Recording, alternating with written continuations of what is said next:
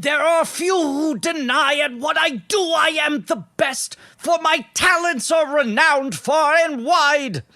When it comes to surprises in the moonlit night, I excel without ever even trying. With the slightest little effort of my ghost-like charms, I have seen grown men give out a shriek. With a wave of my hand and a well-placed moan, I have swept the very bravest off their feet. Yet year after year, it's the same routine, and I grow so weary of the sound of screams.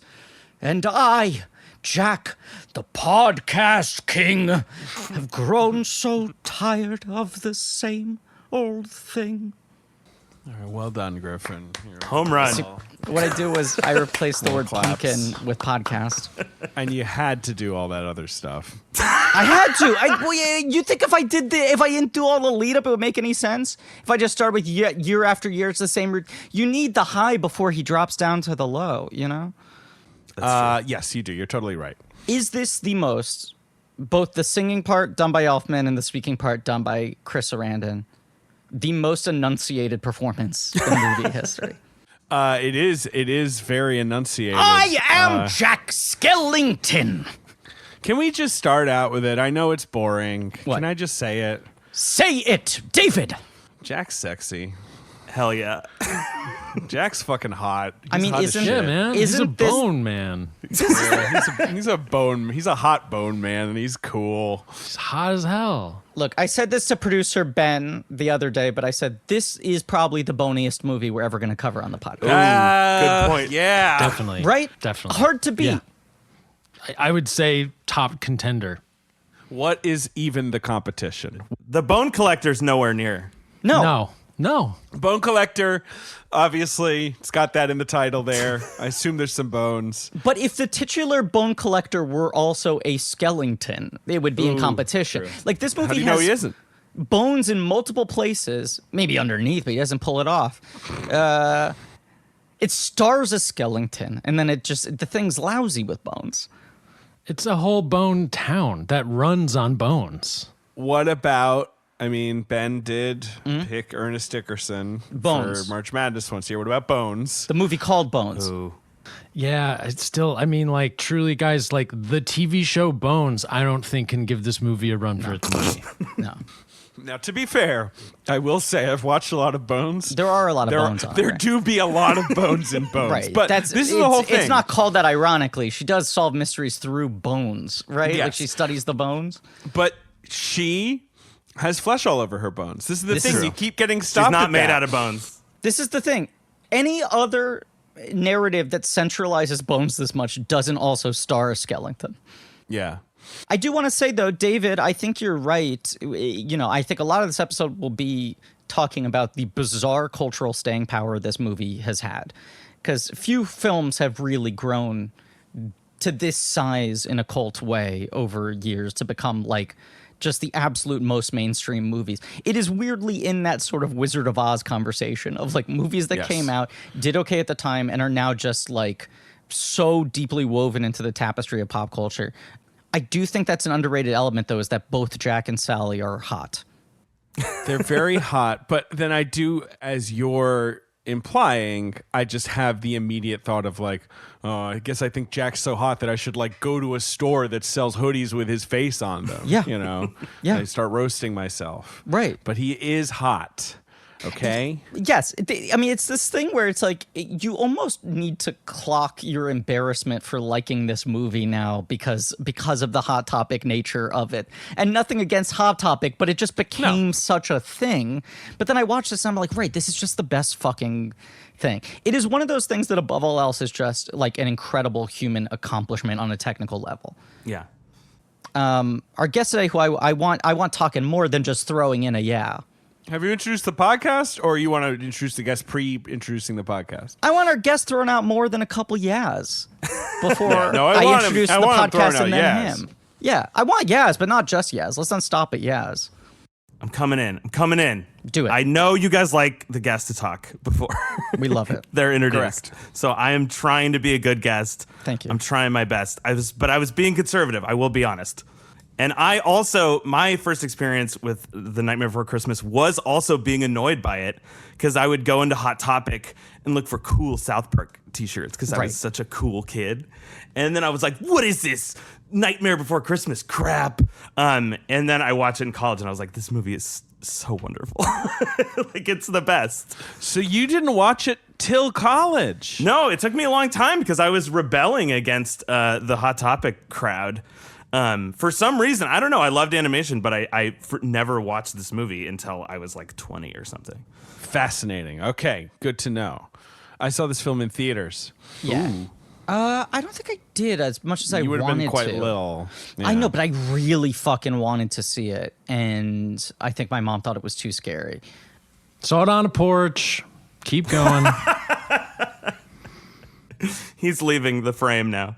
Ben's gonna have a lot of opinions on this movie. It is funny that like when Hot Topic, not exclusively, but is partially responsible for the reclamation of this movie, it's like this identity of like, yeah, but that's the weird Disney movie. That's not like your happy singing princess talking animals Disney movie. This is the weird movie. Disney didn't even want it. They put it out under Touchstone, and now Hot Topic is reclaiming it. And now you go to Hot Topic and it's like 90% Disney store.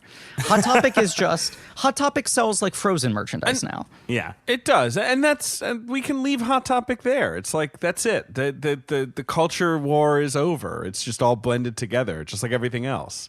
It's all blended together, right? It's just a pop culture store, but it's like cooler merch of the most mainstream things. Right. Is what Hot Topic identifies. Well, it's like this is like it's like a Hercules bag, but it looks like the VHS box or whatever. Sounds pretty good, actually. Yeah, I'm gonna buy it for you for your birthday. Thank you. This is Blank Check with Griffin and David. I'm Griffin. I'm David. It's a podcast about filmographies, directors who have massive success early on in their careers. Sometimes success that takes like a decade or two to become clear. Your biggest movie is your first movie, but no one really realized it at the time. And they're given a series of blank checks to make whatever crazy passion projects they want, and sometimes those checks clear, and sometimes they bounce baby, and sometimes you take inexplicable 16-year gaps in between movies. 13. This is 13. We talked about this. This is Avatar and Wendell and Wild are Selick and Cameron both coming out of, 13 years. Same gap. Yeah. It's a miniseries on the films of Henry Selick, a brand new miniseries. And the title of the miniseries is Ben Hosley's The Podmare Before Christmas. It is good. I do think it's. Thank you. I do think it's one of your best efforts. I will. I'll give it up. You texted that right away, and we were all just like, "Okay, yep." Well, because we were like, I guess it's Podmare Before Christmas, right? What else are you gonna do? Do you do night pod? I mean, it's like whatever. And then I had the breakthrough the other night of producer needs to get top billing on this series. Ben Hosley will forever be associated as the auteur of this miniseries, whether or not he's the main one talking. I'm the biggest fan of this. I always want the sweatiest, most clumsy possible names for the miniseries. So this is really making my heart sore right now. Ben Hosley's The Podmare Before Christmas. And we're so excited to have on to have on as a guest. Long overdue. Someone who we found out a year and a half ago, whenever it was, when your movie came out, that you were a fan of the podcast and could not believe it. It was absurd, and we have been waiting for the right opportunity to bring you on. But the director and co-writer of Mitchell's versus the Machines, Michael Rianda. Hello. Now, I looked it up. Do you technically get the Academy Award nomination with the animated film? Like, can you refer to yourself as an Academy Award nominee, or is it my film was nominated? Oh, that's interesting. Hey, man, I'm running with it. I don't. There's no rules. There's no laws. Fucking Oscar nominee. But I've never said that out loud out of shame of. I'll say it. Being an idiot. Academy Award nominee. That's very nice. And you personally won 3 Annie Awards? Yes, that's true. That's true. You won Shockingly. Screenplay, Director, Picture, right? Those were fully, you got to fucking hold those things. Yeah. Yeah, no, I've got the statue and stuff. They're very nice. They spin around. No, it was really wild, because it's like the movie was just we were doing it for fun, and it's so wild that anyone liked it or cared. But I'm really glad. And let me tell you something. I'm a dang ass freak for this podcast. I love this podcast. It's you guys are so smart and funny, and you have this like infectious love of movies that sort of makes me fall in love with movies all over again every time I listen, ? That's very sweet of you to say. And I've also tried to put the word dang ass freak into 3 upcoming film screenplays. And Ben! I'm really hoping, I'm just trying to propagate this into the culture. Yeah. And it's my dream that teenagers are calling each other dang ass freaks by at least 2021. I mean, I am truly I'm astounded. Thank you. That is my dream too. And any royalties I will throw your way. Well, I mean, now we're talking. Now, I need Congratulations Industries to grow, so I'm trying to get you some new income sources. how are sales so far, Ben? They've been pretty good. Ben's clothing line, congratulations. Yeah, YOU lations.com. Here's the thing, I started filling the orders. A lot of work. Yeah. You're actually hand mailing and packing everything. Yeah. So Yeah, but Nellie's so happy that they're leaving, though. That's the thing. That's true, good. because I do have a bunch of boxes of all the stuff. But yeah, Michael is a patron. He ordered a shirt. So That's true. I have a shirt coming. Was it the dang ass freak shirt or the congratulations shirt? Right. Absolutely, dang ass. The dang ass freak shirt, which for people who don't know was inspired by a puddle, as it says on the website. it looked like ET, kind of. Michael, can I ask? Yes. There was some point in the marketing of Mitchell's versus Machines, and I don't remember if it was in the lead up to the movie coming out or if it was in the lead up to the Oscars after the movie was released, where Katie Mitchell started the lead character of the film, a Letterboxd, who's a film fan, started being identified as a Blankie. And then it led to a Letterboxd account that was done in character, but through the official marketing team, right? Yes. The marketing team being me. I wrote all of that. Okay, this was my question. Okay, because there was this Katie Mitchell Letterboxd account that was watching the Campion movies along with us in real time. Yes. And it was just because I was, and I needed content, and I was like, well, she would be a Blankie if she was a film fan. And it was also a good excuse for me to write, get quote unquote content. No, this was my only question. I wanted to know if it was you gave some poor marketing person marching orders to listen to our podcast and play act being a fan of it, or if it was you doing it. No, it was me at my house at 3 a.m., talking about Sally Bongers and having a blast. And it was really fun. I will say it was so purely enjoyable because with animation, you write a joke and then 9 years later you find out if anyone laughed at it or not. Sure. And it's nice to write something and have people immediately like it or not or whatever. Yeah. So it was a blast. I only stopped because I got busy, but I would do that if anyone was paying me. So in Mitchell's versus Machines, there's a moment where you see Katie's Mount Rushmore, her 4 sort of inspirational idol filmmakers. Yes. And it's Ashby, Gerwig, Ramsey, Siama, right? Yeah. Did you at that age rather, have a big 4 like that? You end up going to CalArts. We were talking about this right before recording, the school that I dropped out of. Yes. And that I also didn't dropped realize out of. you dropped out of as well, and we both started there the same year. Yeah, were you absolutely. in experimental or character animation? I was in character animation. Okay. And were there Mount Rushmore animator filmmakers like that who got you? What was your process of getting into the idea of being an animator, doing animation? Oh, no. I mean, it was, yes. I mean, when I was, that actually idea of the Mount Rushmore was inspired by just a thing that was in my office of Miyazaki, Hal Ashby, Celine Sciamma, and Lucas Moodysson, who I love. Wow.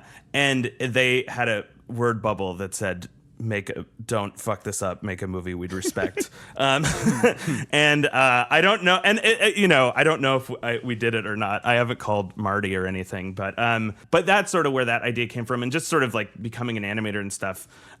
Oddly and sort of embarrassingly at this point, it was like I just loved Ren and Stimpy so much, and I was like, this is the best cartoon, and I love The Simpsons, and that was just sort of like my whole diet growing up. And I was like, is there a way that I can do this ? And I sort of applied to CalArts after going to another art school and failing. And I like applied there several times, and then eventually they let me in with the lowest portfolio score of all time. Wow. Which I'm very proud of. So it's sheer force of personality, essentially. It was sheer will, absolutely. Yeah. It just they were like, this kid is not gonna leave us alone until he let him in the door. I mean, we'll get into this in the run of this episode because it's kind of important to the formation of this movie. But at CalArts, which is the best animation school in America, right? I mean, I feel like definitely in America, I think. Yeah. And was founded by Walt Disney as a sort of pipeline to develop new employees. Back when there were very few places you could go to do animation afterwards, and even in the 70s when Selick and Burton are going there, they talk about where they're both like, I guess we work at Disney now. Like there weren't multiple places you could land that would give you consistent work, but character animation is much more about performance, classical sort of like Nine Old Men, animation acting, and that traditional style, which obviously was originally hand-drawn, but has shifted over to CGI. And I guess stop motion's covered there as well. But I felt like the people I knew doing stop motion at CalArts were more the experimental animators. Yes, 100%. And it was just by the nature of these are people who just have visual ideas. They want to make sort of tonal explorations rather than needing to convey a very clear narrative or doing something that has consistent laughs or an emotional arc or anything like that. Yeah, well, and Henry Selick is kind of the perfect experimental animator. You know what I mean? Like, if you look at his student films and the films that he made right before Nightmare Before Christmas and Slow Bob and the Lower Dimensions and stuff like that, like, it's textbook experimental animation, but I think that's one of the reasons he's such an exciting filmmaker of narrative films, because he brings that madness and like and sort of like an inability to, or it's not like just a relentless need to innovate, like that you could see in his short films and then is like carried on to all of these movies, and it's really kind of wonderful to see. And I always feel like looking at his movies, it seems like he's always trying to get back to those short films where it's like, because it like seems like Monkey Bone, which is his biggest like blank check or whatever, is the one that's most like those short films, and he's like reaching towards those, so it's really interesting in that context, because at CalArts you do make these 4 films make a film a year, and seeing Henry Selick's early films really was informative of like what his later films were. And if you're out there listening, watch them. They're really fun. Yeah. And I defend late period Burton, or at least a larger percentage of late period Burton, more than most people. But when you watch Vincent, it's hard not to feel depressed. Like, you watch Vincent and there is an energy and creativity there that even I can't argue consistently exists in any of his films in the last 20 years. Whereas Selick still feels like he's making student films. Oh, yeah. It does not feel like anything's gotten watered down. It's maybe to the detriment of his career and the consistency of his work that he just seems to be so stubborn about the way he makes things. And how unwilling he is to budge. David, we should crack into the dossier, but there's a thing I saw in there that jumped out to me based on what you're saying, Michael. Burton says, there's a tribalism to the two different animation camps at CalArts. Yeah. And that the character animators would look at the sort of experimental animators and go like, well, they don't know how to tell a story. They're just doing sort of like jerk off art pretension shit. And the the experimental animators look at the character animators and go like, they're sellouts, they're sentimental, they're doing like by the book. That's accurate. And Burton said that Selick was the only guy in his time who actually coexisted between the two camps. Sure, he could. Yes, he moved between the two tribes, is how Burton puts it. The only one. Yes, because I mean, it's Bird, the Pixar guys, Joe Ranft, Selick, Burton, all there at the same time. All these guys are contemporaries within the same couple of years at CalArts, and Selick was the only guy who seemed to be able to have a foot in each world. Well, part of that seems to be he was worldly, is a thing they note, because he'd already studied at Rutgers and Syracuse and the Central St. Martin's College of Art and Design in London.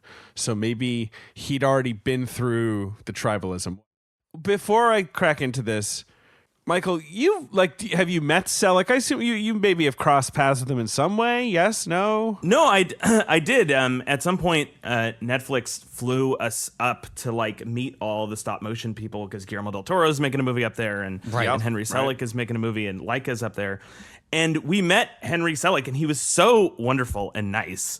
And also, I was struck by the same thing you guys are talking about, where I was like, he was showing us footage from this movie, and I was like, how cool is it this late in your career that you're swinging harder? Yeah. Yes, which that movie is that. You're not shaving any of the edges away. You're actually sharpening them. And it was really cool, and we had a beer with him, and we got to see the sets. And I will also say, seeing a stop motion animation set is probably the closest you can ever come to going to the Willy Wonka's chocolate factory. It's exactly what you want it to be. It's all these beautiful sets and these artisans making little eyeballs and stuff. It was really wonderful. So that I was really amazed by that. But yeah, so I have met him once. We're not bros. Not yet. Have you gotten to see Wendell and Wild yet? No, unfortunately, I just saw clips, and I saw them animating some of the shots and stuff, which was really cool. But I haven't seen the movie. I'm really stoked to see it. I've seen the movie, and when this episode's dropping, I guess everyone will have been able to see it because it will be on Netflix. Is that right? This episode's dropping basically Thanksgiving. Yes. And I think Wendell and Wild is coming out early November. Yeah. From what I remember. And I thought it was great. And we'll talk about that later. That's great. It's coming out late October. Wow, it's coming out soon. Damn. Yeah, your thing to me, David, was it's kind of amazing, and I can't believe they let him make it. Right, but it is also one of those movies where you're I can see why this wasn't greenlit instantly. It's tough to summarize. It's got tons and tons of ideas, but it's very nice. And of course, I'm going to tell my famous long-anticipated Toronto Airbnb story when we get to that episode. Folks, a mere it's few gonna weeks live from up now. to all expectations. Wow. Oh my God. Wow. I'm shaking. I'm literally shaking. 5 months in the making at that point? Wow, this story that is really 5 minutes long. Ooh, should I tell my Michael Shannon story? Yeah, tell it on this episode. Okay, but we'll get to Michael Shannon. There's a tease. Okay. Because I should crack open the dossier, right? We should not linger any longer. I'm telling you to crack it open, then we can talk about our relationships to this movie. Yeah. One person involved with this film is Tim Burton, of course. We did a whole miniseries on Tim Burton. It was very long. We didn't have the dossiers back then, I know. No. But we did get quite into, the wiry-haired nightmare child of Burbank, this little creature of the suburbs who cooked up his crazy imagery in his head before he went to CalArts, right? Talked about how he was an animator. I feel like a lot of this stuff has been discussed on the podcast. Yeah, and people still will ask, am I missing something, or did the boys not cover Nightmare Before Christmas in the Burton series? We were always adamant of no, that has to be a Selick series. And people either still don't know that Tim Burton didn't direct it, or even if they know someone else directed it, give Burton most of the credit for it. But basically his involvement is he does Vincent at CalArts, which is an incredible short film I recommend everyone watch. He does. And that does well in like the festival circuit. And Vincent comes out of Disney being like, we don't know what to fucking do with this guy. You know, he's drawing like the Lady Fox and Fox and the Hound. And he wants to do the monsters for Black Cauldron. And they're like, this is too much even for Black Cauldron. So post Vincent, they're like, what else you got? And he wants to do like a holiday television special. He wants to do like the Tim Burton version of a Rankin Bass special, basically. Yes. And it was pretty much, it was vaguely inspired by the poem. It began with a poem inspired by Clement Clarke Moore's seminal holiday classic, The Night Before Christmas. He calls it The Nightmare Before Christmas, and he writes this poem about the Pumpkin King, Jack Skellington, who becomes obsessed with Christmas. So he does have it all right there. But first he pitches it as a TV special to Rick Heinrichs, as you say. Or he's working with Rick Heinrichs. Rick Heinrichs is a Disney guy, cohort, right, and becomes his big sort of art director for years and years. Yeah. And Burton's quote on this, which is funny. It's like it was a really funny project. Everyone was nice about it. It was like being in that show, The Prisoner. Everyone's nice, but you're never going to escape. Like, it was basically like he would have all these meetings with people and everyone would be like, this is such a great idea. Obviously, I will not be producing this movie. And then obviously Tim Burton moves on from Disney, makes Pee-wee's Big Adventure, goes over to Warner Brothers, and the Tim Burton story unfolds. Disney basically gives him the money to make live action Frankenweenie rather than make this, because Frankenweenie would be cheaper and faster. And then that becomes his director's reel for live action that gets him hired on Pee-wee. And by the time he's done the first Batman, he's on Scissorhands. He goes like, you know what I'd really like to do is that thing. Does Disney still own the rights to that? He is a little concerned doing it at Disney, right? Because he sort of has this thought of like, or I guess there's the fear that Disney actually has to do it because he had pitched it there or originated it there, like whether they own the rights to it. Yeah, right. There's a funny thing in the dossier that Burton was like, the time that I pitched it to them, it was actually unclear whether or not any of us were still employed. It was one of those periods where Disney they were getting was sort changed of collapsing. Over. Right. People, there was a change in like bosses and people were getting fired in between movies. So he was like, I might still own that through a loophole, or I might have to do it with them. And I can't imagine Disney wanting to make this movie because at the time it just seemed too weird for them. But of course, after Edward Scissorhands and Batman and all that, he can get something made. And David Hoberman, who was a big Disney exec at the time, was just like, we wanted to go to Tim Burton and say we can think outside the envelope. We can do something different and unusual. I believe at this point they still are basically going off of a weird poem Tim Burton wrote. It's not like there's a screenplay. Correct. There's a poem and drawings. And credit to Katzenberg. I mean, I think Disney wants to be in the Tim Burton business, right? I think to some degree Disney is kicking themselves of letting this guy go, who now has made so much fucking money for Warner Brothers. So they're like, how do we get him back here? And obviously the next 20 years becomes Disney trying to fully pull Tim Burton back into their fold to a degree that maybe starts to kill him. But the other thing is like Katzenberg, the Disney Renaissance is going so fucking well that to his credit, he's like, we should try branching out.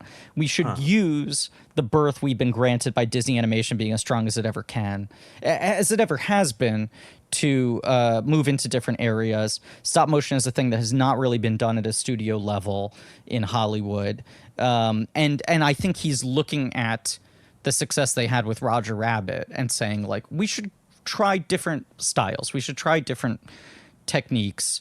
And Burton's brand is so strong at this point that there's finally like a clear marketing hook for this movie. Yeah, it finally seems like a profitable, good idea. Whereas he's a name. Because he's a name you can put on top of a movie that people actually will notice at that time. Yeah, and they would now too, honestly. I mean, it's the problem with putting his name above the movie and it diminishing Selick's responsibilities. Like Selick even says, I understood why they needed to do that. Did you hear the audio commentary where Henry Selick ruefully says, and I'm the director of Tim Burton's The Night Before Christmas?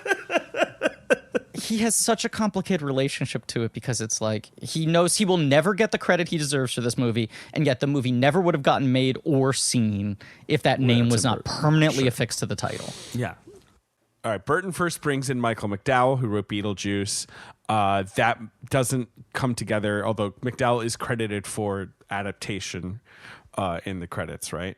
But did you hear the story that Carolyn Thompson did this podcast and said that Michael McDowell totally panicked and just delivered the songs in screenplay form and nothing else, and everyone was losing it?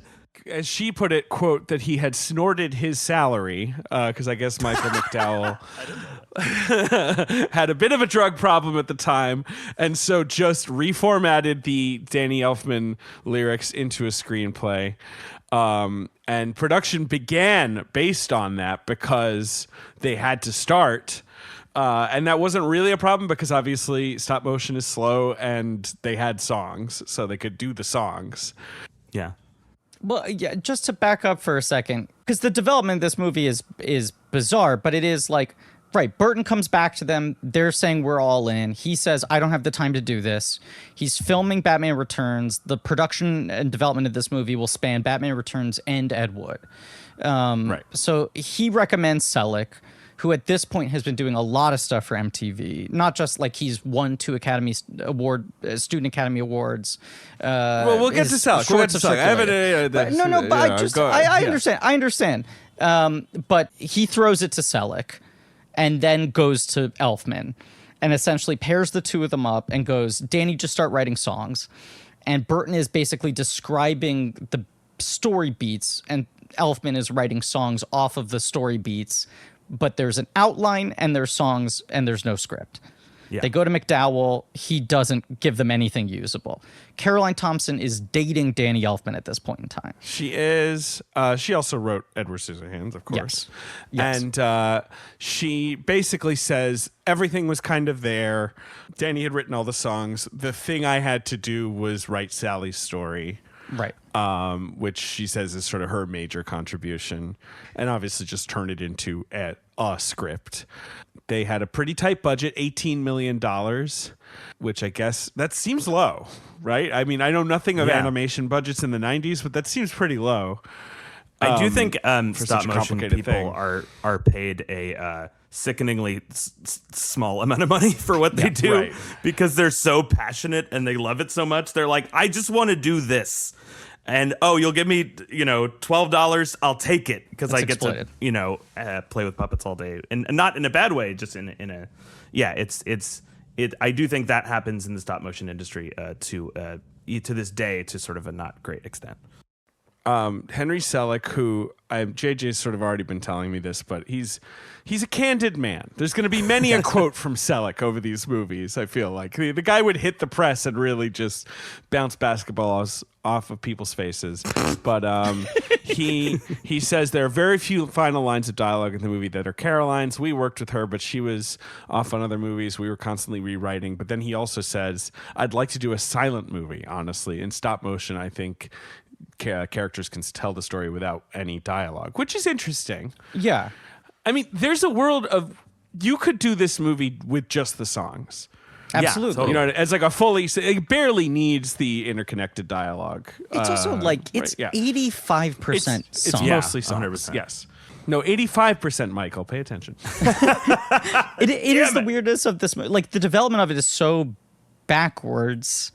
Where it's like a notion, songs based off the notion, a script written to fill in the space between the songs.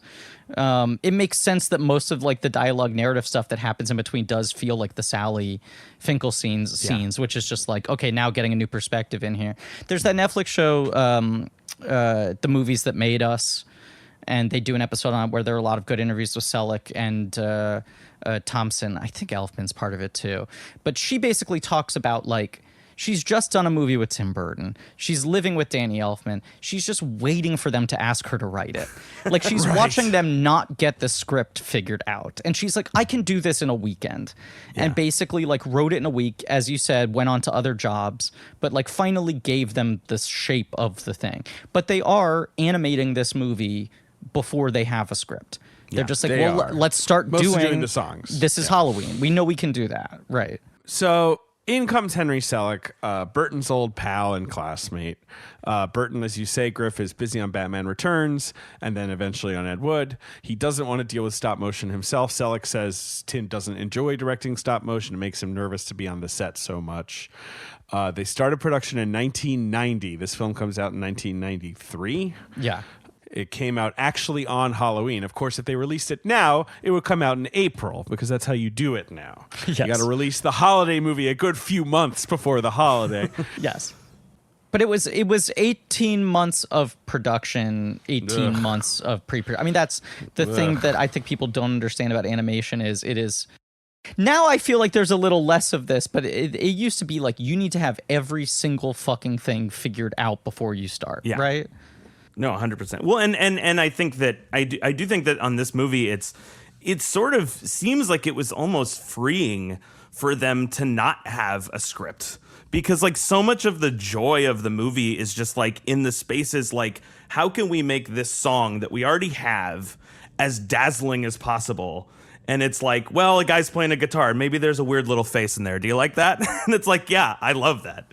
And a guy doffs his cap, and guess what? There's 3 little freaks in there. Do you like that? And I'm like, yes. I'm clapping and begging for more. And it just seems like the storyboard artist really like wrung all the joy they could have out of it. And it's an incredibly laborious process. Like regular animation takes forever, and stop motion animation is like glacial. And I talked to some people who worked on this movie, and it's so striking to me. Anytime we talk to anyone who works in stop motion, they are the chillest human beings you've ever talked to in their life. They're so calm. They're like, yeah, I just did the shot after, it took 3.5 weeks, but we got it. And I'm like, what? It took 3.5 weeks to have Jack scratch his chin and gesture at the moon? But then you watch it and you're like, well, that was worth 3.5 weeks. That was great. It looks like nothing else. That is why you do it, right? Yeah, I mean, 100. But it's if so you good. sneezed, could you ruin a month's worth of work? I just always Yes. think about slipping, spilling a cup of coffee. I'm that guy. God. Yeah, like I'm like visiting set. I'm like, oh wow, cool, and just like everyone's mad. I mean, I don't know if you watched any of this sort of like making of documentary stuff that's been done around Phil Tippett recently with Mad God coming out. But he talks about, I think he talks about this also in the ILM series on Disney Plus, which is really good, that like it took him like 50 years to realize that he was bipolar. And that his life was just like constant like mania, tension, nerves, discomfort, other than when he was doing stop motion.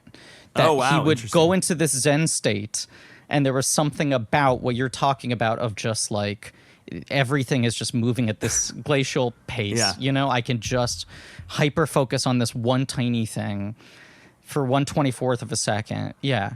And I know a couple, I do know a couple like stop motion animators who that is like, they sort of call it their therapy. They just like smoke a bunch of weed in the morning, get blazed, and like slowly, happily move a puppet for 12.5 hours. And it's like, their best thing in their life. And and the results are so wonderful. I'm like, how nice for the world that this gets to happen. That is nice. But Griff, what stop motion have we covered before? Because we covered like Corpse We did Bride Frankenweenie and Corpse Bride Frankenweenie on Patreon. Yeah. Did we cover something else? Obviously, we've done animators on the show before. I don't think so. But No. I guess not. But like, I think I've talked about it. I do love how it looks. I love watching these movies. But I do, especially when it's a shot that's like someone closes a door. Like some very boring shot. I get a little stressed out thinking like, fuck, that was like a week. Like that. And it like, is. That sucks. It is. Yeah, right. Yeah. There's That no boring getting thing. around it. You can't. Someone like puts their jacket on or whatever. You're like, oh God, that took forever.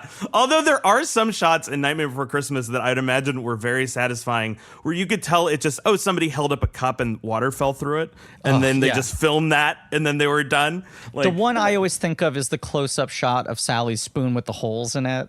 yes, that's the one. And the That's the poison one. goes through it, and you're like, Yeah. that's a 100% live action shot. No stop motion required. That must have been the best day ever. Yeah, no, they're like, hey, we got 2 seconds for free. Boom, Yeah. done. 2 seconds in real time. All right, so Henry Selick, here we go. Obviously, he worked at Disney after graduating from CalArts. Some of his movies that he loves and cites his inspiration, The Adventures of Prince Ahmed and The Seventh Voyage of Sinbad. I think those are both stop motion classics, right? It's Sinbad is the what's her name, Lottie Redinger. It's like shadow puppet sort of stop motion. Ooh. Or Prince Ahmed, I'm sorry, is that? Yeah, Prince Ahmed. Yeah, Prince is, Ahmed is. Yeah. That often gets credit for being the Sinbad sort of one first is Harryhausen. Yeah, feature-length animated film, I feel. Cool. Yeah. I've never seen it. Have you seen it, Michael? I have not seen it, unfortunately. It's like from like the 20s or whatever. Yeah. It's very old. Yeah. It's pretty astounding. Okay, so it's credited as it's the oldest surviving animated feature film. That's cool. There are 2 earlier films that were made in Argentina that are lost, but is it dope? yeah, or what? Fuck them. it rules. Yeah, it looks pretty cool. Looks Yeah, cool. it's like she uses sort of like shadow puppet-esque flat models, so the whole thing looks like it's done in silhouette. Yeah. Oh, that's funny. Well, that is like a recurring thing through Selick's movies, Yes. where he's constantly using shadows, and the whole plot of his sort of Cinderbiter or Shadow King or whatever was all about shadow puppets, top to bottom, and it sounded like a wild kind of. This is amazing his unmade film. Yeah. His half-made film that will never see the light of day. Yeah, the 5 clips exist online that you could watch. Yeah. It looks wild. All right. In 1979, he worked at Disney. Works under Eric Larson and Glenn Keane, big legends of the field. He takes leave from Disney in 79, and he makes a few shorts funded by the AFI. So there's Seepage, which is I think you mentioned, Michael. Rules. And also Phases and Tube Tales, which were nominated for Student Academy Awards. But yeah, why does Seepage rule? I guess I need to watch Seepage. It's I mean, there are parts of it that are a little problematic, which maybe don't rule, but it's just like it's shot in live action with enormous puppet cutout figures that are life-sized and are sort of like manipulated through, I don't know, like this long laborious process, but it also has this like dazzling horse animation in the middle of it that's like one of the coolest things I've ever seen. And it's very disjointed. It's not, I wouldn't say it makes a lot of sense, but it's really interesting, and you kind of can't look away from it. And it goes between this like really kind of bizarre, tense conversation between these paper cutout people in live action and this really expressive, wild horse animation. And it's like, and it just reminds you of all the great things about Henry Selick in one like little instant, that he's like this master image maker, and he sort of just chases whatever is new and that he hasn't seen before. And it's like, and you can kind of see echoes of that in like all of the movies coming up. So another thing, he goes back to Disney work on Fox and the Hound. That feels like the last one for all these guys. Yeah. Right? Everyone's kind of bummed out. He takes permanent leave after that. He forms his own production company called Selick Projects in 1986. He's doing ads for like Pillsbury, doing some Doughboy stuff. And Mitch, of course he did Weiger, a lot of exactly Emma, Drop King, all those guys. Yeah. And he does a lot of like MTV idents, right? Like those really cool early 90s stop motion MTV things where it's like the logo, right? I've seen some of those. Those are cool. Fox and the Hound is 81, Black Cauldron's 85. So that's like obviously the biggest flop that almost kills Disney, and it comes 4 years later. Like there's a gap when the films are much closer up until that point. So it does feel like Fox and the Hound was sort of like a clearinghouse moment. But the MTV Burton stuff quits after that too, right? Or does Burton work on Black Cauldron as well? No. Yeah. He started working on it and they fired him from it. And I think like Lasseter and all those guys, Joe Ranft and all those guys, it's so interesting seeing all the different ways that they rebelled against Disney in their own way. Like they all went in different camps, but all were sort of almost a reaction to Disney. and like Tim Burton being the most like violently different. But it still is kind of a reaction to Disney. It's like, oh, Disney's sweet and I will be dark. And, Absolutely. Yeah. And I think all those guys viewed it as like, this is a pale imitation of what Disney used to do. Yeah, Like, I like Fox and the Hound, but it feels like a nadir for all these guys where they're like, our entire lives have been working towards trying to work at this magic factory. Yeah. And it feels like it's a shadow of itself. And we have to figure out something new now. Well, and animators, like at their core, are sort of like these artists that want to work and then are put in this like studio system, like stop down.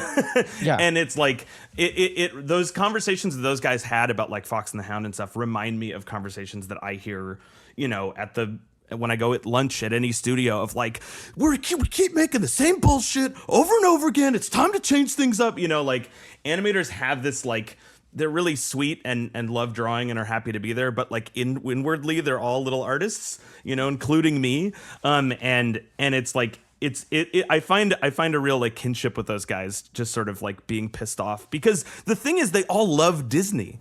Like Right. when you hear Tim Burton talk about Disney, he's kind of like soaring about it and really like loves those cartoons. Like all of them, the Pixar guys, Selick, they all really love Disney, but they just wanted something more. Right. Fox and the Hound was the moment where they're like, Disney isn't what it used to be. Yeah, totally.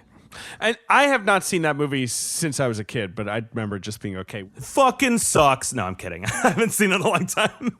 The Don Bluth revolt happens mid Fox and the Hound. That movie Yeah. really is the center point for everything. He in the middle of that goes, this is bullshit, I'm starting my own company, and takes like 30 guys with him. Yeah. So yeah, that movie is the real fulcrum point of American animation in its own weird way. But the MTV stuff, as you were saying, David, before I interrupted you, is huge because MTV So starts cool. investing a lot in experimental animators, people right out of art school, to both do shorts, to try to do pilots, to do indents. Like suddenly there's actually an economy for experimental animation. And then we get Beavis and Butthead. Yes. Yes. Groundbreaking work. And it does feel like those like idents and stuff like kind of were like shaping the 90s or something. Like it's Very like those much. feel so much like, I don't know, going to Urban Outfitters in 1994 or something. It's like you could feel the echoes. Yeah, there's no purer distillation of that era than like watching MTV, like animation and stuff like that. Absolutely.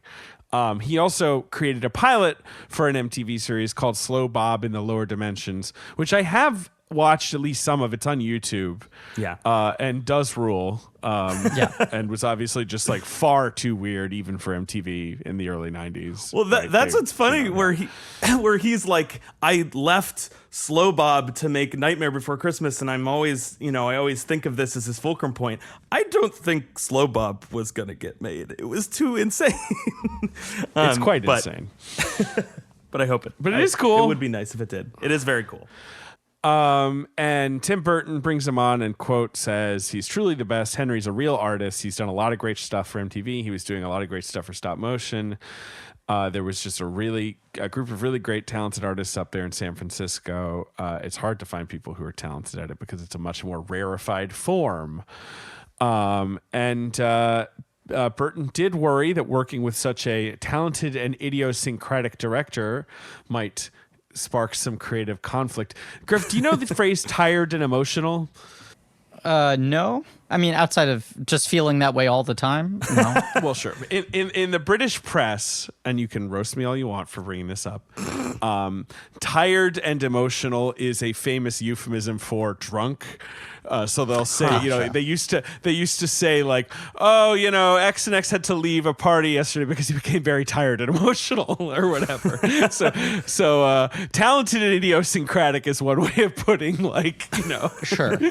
a certain, strong personality, right? There's a lot of euphemisms here one could use. But in the press, Burton is like, he was a great collaborator, right? In the press, I feel like Burton lavished praise on him. There was no mention of any tension.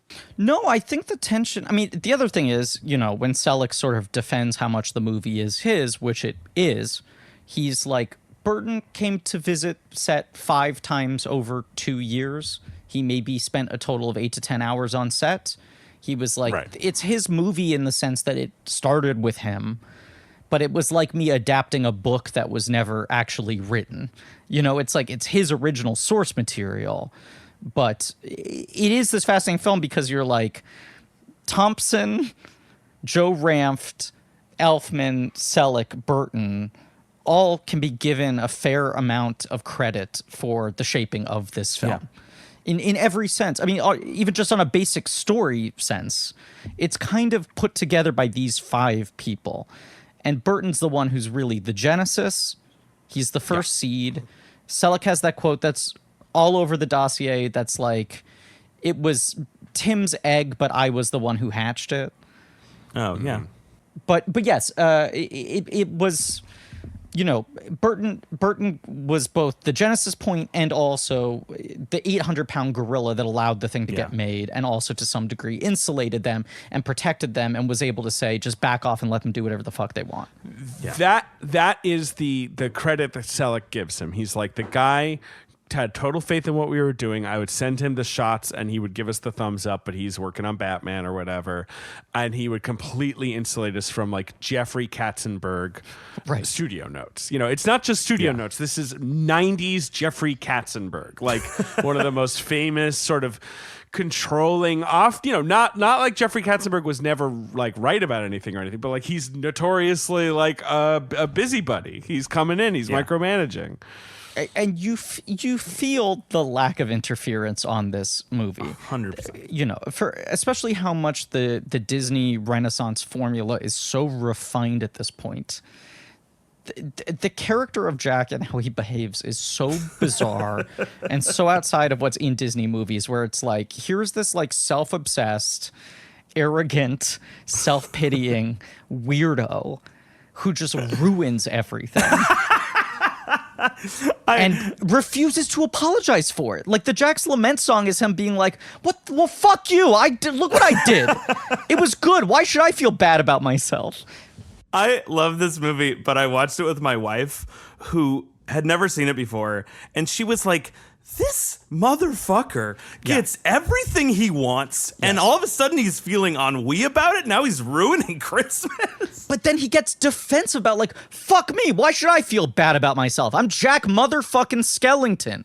It cracked me up. It's very funny. He's a funny character. Yeah, but I mean, you just think about all the stories you hear, like the Black Friday screening of Toy Story and Katzenberg wanting to cut part of their world and all this shit. And you're just like, this is a movie that has gotten none of those notes. Yeah, 100%. Yes. And I think the thing is, so much watching it this time really clicked for me how much Jack is an analog for these guys trying to figure out how to make commercial art. Yeah. I had the exact same thought. Right? Like, how do I make a mainstream thing that audiences like? And they just do not know how to change their own nature. And they're looking curiously at the Christmas land like it's a Disney movie. Like, how do I do that? This makes people happy. And then when they try, they give, kids monsters and they start crying and they're like, well, that didn't work. Shit. You know, but eventually someone's happy. The kid with no eyes is happy. But Jack's like endpoint he lands on is like, well, fuck them. The audience is stupid. I made a great Christmas. He's not wrong. Eat my Skellington shit. Let's take a break for a moment to talk about life insurance. If you're listening to this Gerber Life Guaranteed Life Insurance sponsorship ad, there's a good chance that you're alive. And if you're not, well, this may not be of interest to you. Now, I know what you're thinking. Life insurance, I'm going to live forever. Death is what happens to other people. Well, for the sake of argument, let's assume you're wrong and that someday you won't be listening to podcasts anymore. I know it's not easy to talk about, so I'll do the talking. If you're 50 plus and alive, or 50 to 75 years old in New York, you can apply for Gerber Life Guaranteed Life Insurance with guaranteed acceptance regardless of your health. And since this life insurance is guaranteed, you don't have to get a medical exam. In fact, you don't even have to fill out a health questionnaire. For a free quote, just visit GerberLifeFamily.com. Then, when you stop, if you stop listening to podcasts, your family can use the insurance money to help cover your final expenses or anything else. Your kids already inherited your ears, allergies, and questionable singing voice. Don't make them inherit your final expense tab too. See website for terms and restrictions. So the only other thing, well, there's two other things that I feel like are interesting about that. One, obviously, is that the idea of putting Tim Burton's name over the title came late. A month before release. Correct. Oh, wow. They'd actually shot a title sequence with candy corn letters. So, like, that's being pressed on Henry Selick late in production, and Selick does acknowledge, like, I understand it as a marketing decision, and Tim Burton sort of says the same, but both of them obviously feel a little like bad about it in retrospect. I think, yes, in different ways. I understand it, and I will rue it until the day I die. Exactly. Selick says the only big difference that Burton and he had was that Selick wanted the ending to be that Oogie Boogie was actually Dr. Finkelstein in disguise. There was like a Scooby-Doo ending that he storyboarded, and Tim Burton thought that was a bad idea. I would say I agree with Tim Burton on that. Well, and in that interview, it said that they fought so hard about it that Tim Burton ruined an editing bay, which I've found baffling. Just because, and it's such a, like, I feel like that's such an example of animators like getting in fist fights over like whether a dog's nose is red or not. You know, like that's it's just balding men in their 30s choking each other, you know, wanting a character's hair to be red or blue or something. But it was so funny because I understand it's like Tim Burton is like, look, I made all these hit movies. You got to listen to me. But look, it's an amazing. The shot of him as all Bugs is like one of the coolest shots in the history of the medium. Yeah, you need him to be Bugs. Yeah, he's gotta be Bugs. Which I think Selick basically says there are 4 big bug shots once he's sort of unstitched, and each of those shots took 4 months. Oh my god. God, maybe he shouldn't be Bugs. Worth it. Like, the bug shots were just a nightmare because every fucking individual bug has to be like pulsating. And one of them said that, like, whenever anyone had a break, they would do some, like, bug work. Yeah. Like, hey, squiggle some bugs around over there in the corner for a second. Another thing, Selick insisted on Santa Claus making things right. He replaces all the toys, and Burton hated that. But then when they showed the movie to friends, everyone loved that. I love that. I love that. I don't love it because I need the world to be made right. I just like Santa Claus's sort of like indignant, like, yeah, I can fucking fix Christmas. It's funny, right? I'm fucking Santa Claus. Yeah, you got a shrunken head. Here's a puppy. Okay, like it's not even cheerful. It's just like We it's should very say funny. The other thing that I think basically happens at the same time as permanently attaching Tim Burton's name to the title is bumping it from Walt Disney to Touchstone. Right. Because it was supposed to be big Disney, then they got scared at the last moment and went like, can we release this as more of a grown-up movie? And a thing I don't think I knew that this movie opened at the New York Film Festival. That's cool. Yeah, it did. They at the last second were just like, let's make this highbrow. The kids might be too scared of this. Yeah, it's funny because I watched it on Disney Plus. I don't know about you guys. Yeah. And Disney Plus introduces it with the castle fanfare now, but they did not do that back then. It is, if you go on the fucking Blu-ray message boards, it is a thing that fans are constantly crying out for. When will Disney release the version with the Touchstone logo at the beginning? They should. They should do it. I support that. I'm going to riot until they do it, personally. I think it was only changed when they did the 3D re-release. I think up until then, the DVDs always had the Touchstone logo. Yeah, that's too bad. I love the Touchstone logo. Rules. They had 40,000 square feet of warehouse space across 20 sound stages. Jesus Christ. Joe Ranft, who is sort of a legend, he died young, right? He's a Pixar guy, though, right? Yeah. He died in a car accident during the production of Cars, but he is a guy where if you just scan his career, he pretty much touches every important part of American animation for like 20 years. Yeah, and he's significant on this movie. I feel like his name is one of the earliest names in the credits to come up, and he was the head of the storyboard artists. Yes. Well, and he has this like touch because he was one of the key sort of founding members of all those Pixar movies. He was a giant part. He was a story supervisor on Toy Story, and I really associate one commonality that those movies have and this movie has is that they're like those early Pixar movies like hit the concept of the movie like a piñata until all of the joy fell out of it, where it's like, we're going to get every good joke and moment out of toys, and we're going to get every amazing moment out of monsters. And I feel like this movie does that with like Halloween-y stuff, where it's like, there's going to be a shrunken head, there's going to be a guy with an axe through his head, there's going to be a creature from the Black Lagoon, there's vampires, there's werewolves, there's Frankensteins. Like, it has like all of that like joyful invention, and I sort of like associate that with Joe Ranft, I think. Yes. Yeah. No, you can watch. I mean, there are so many videos from different behind the scenes things over the years, but you can watch his like storyboard presentations where he would act them out, and it was kind of incredible. I mean, he was one of the first Pixar guys to end up doing major voices consistently in the movie, and it was the sort of famous story of.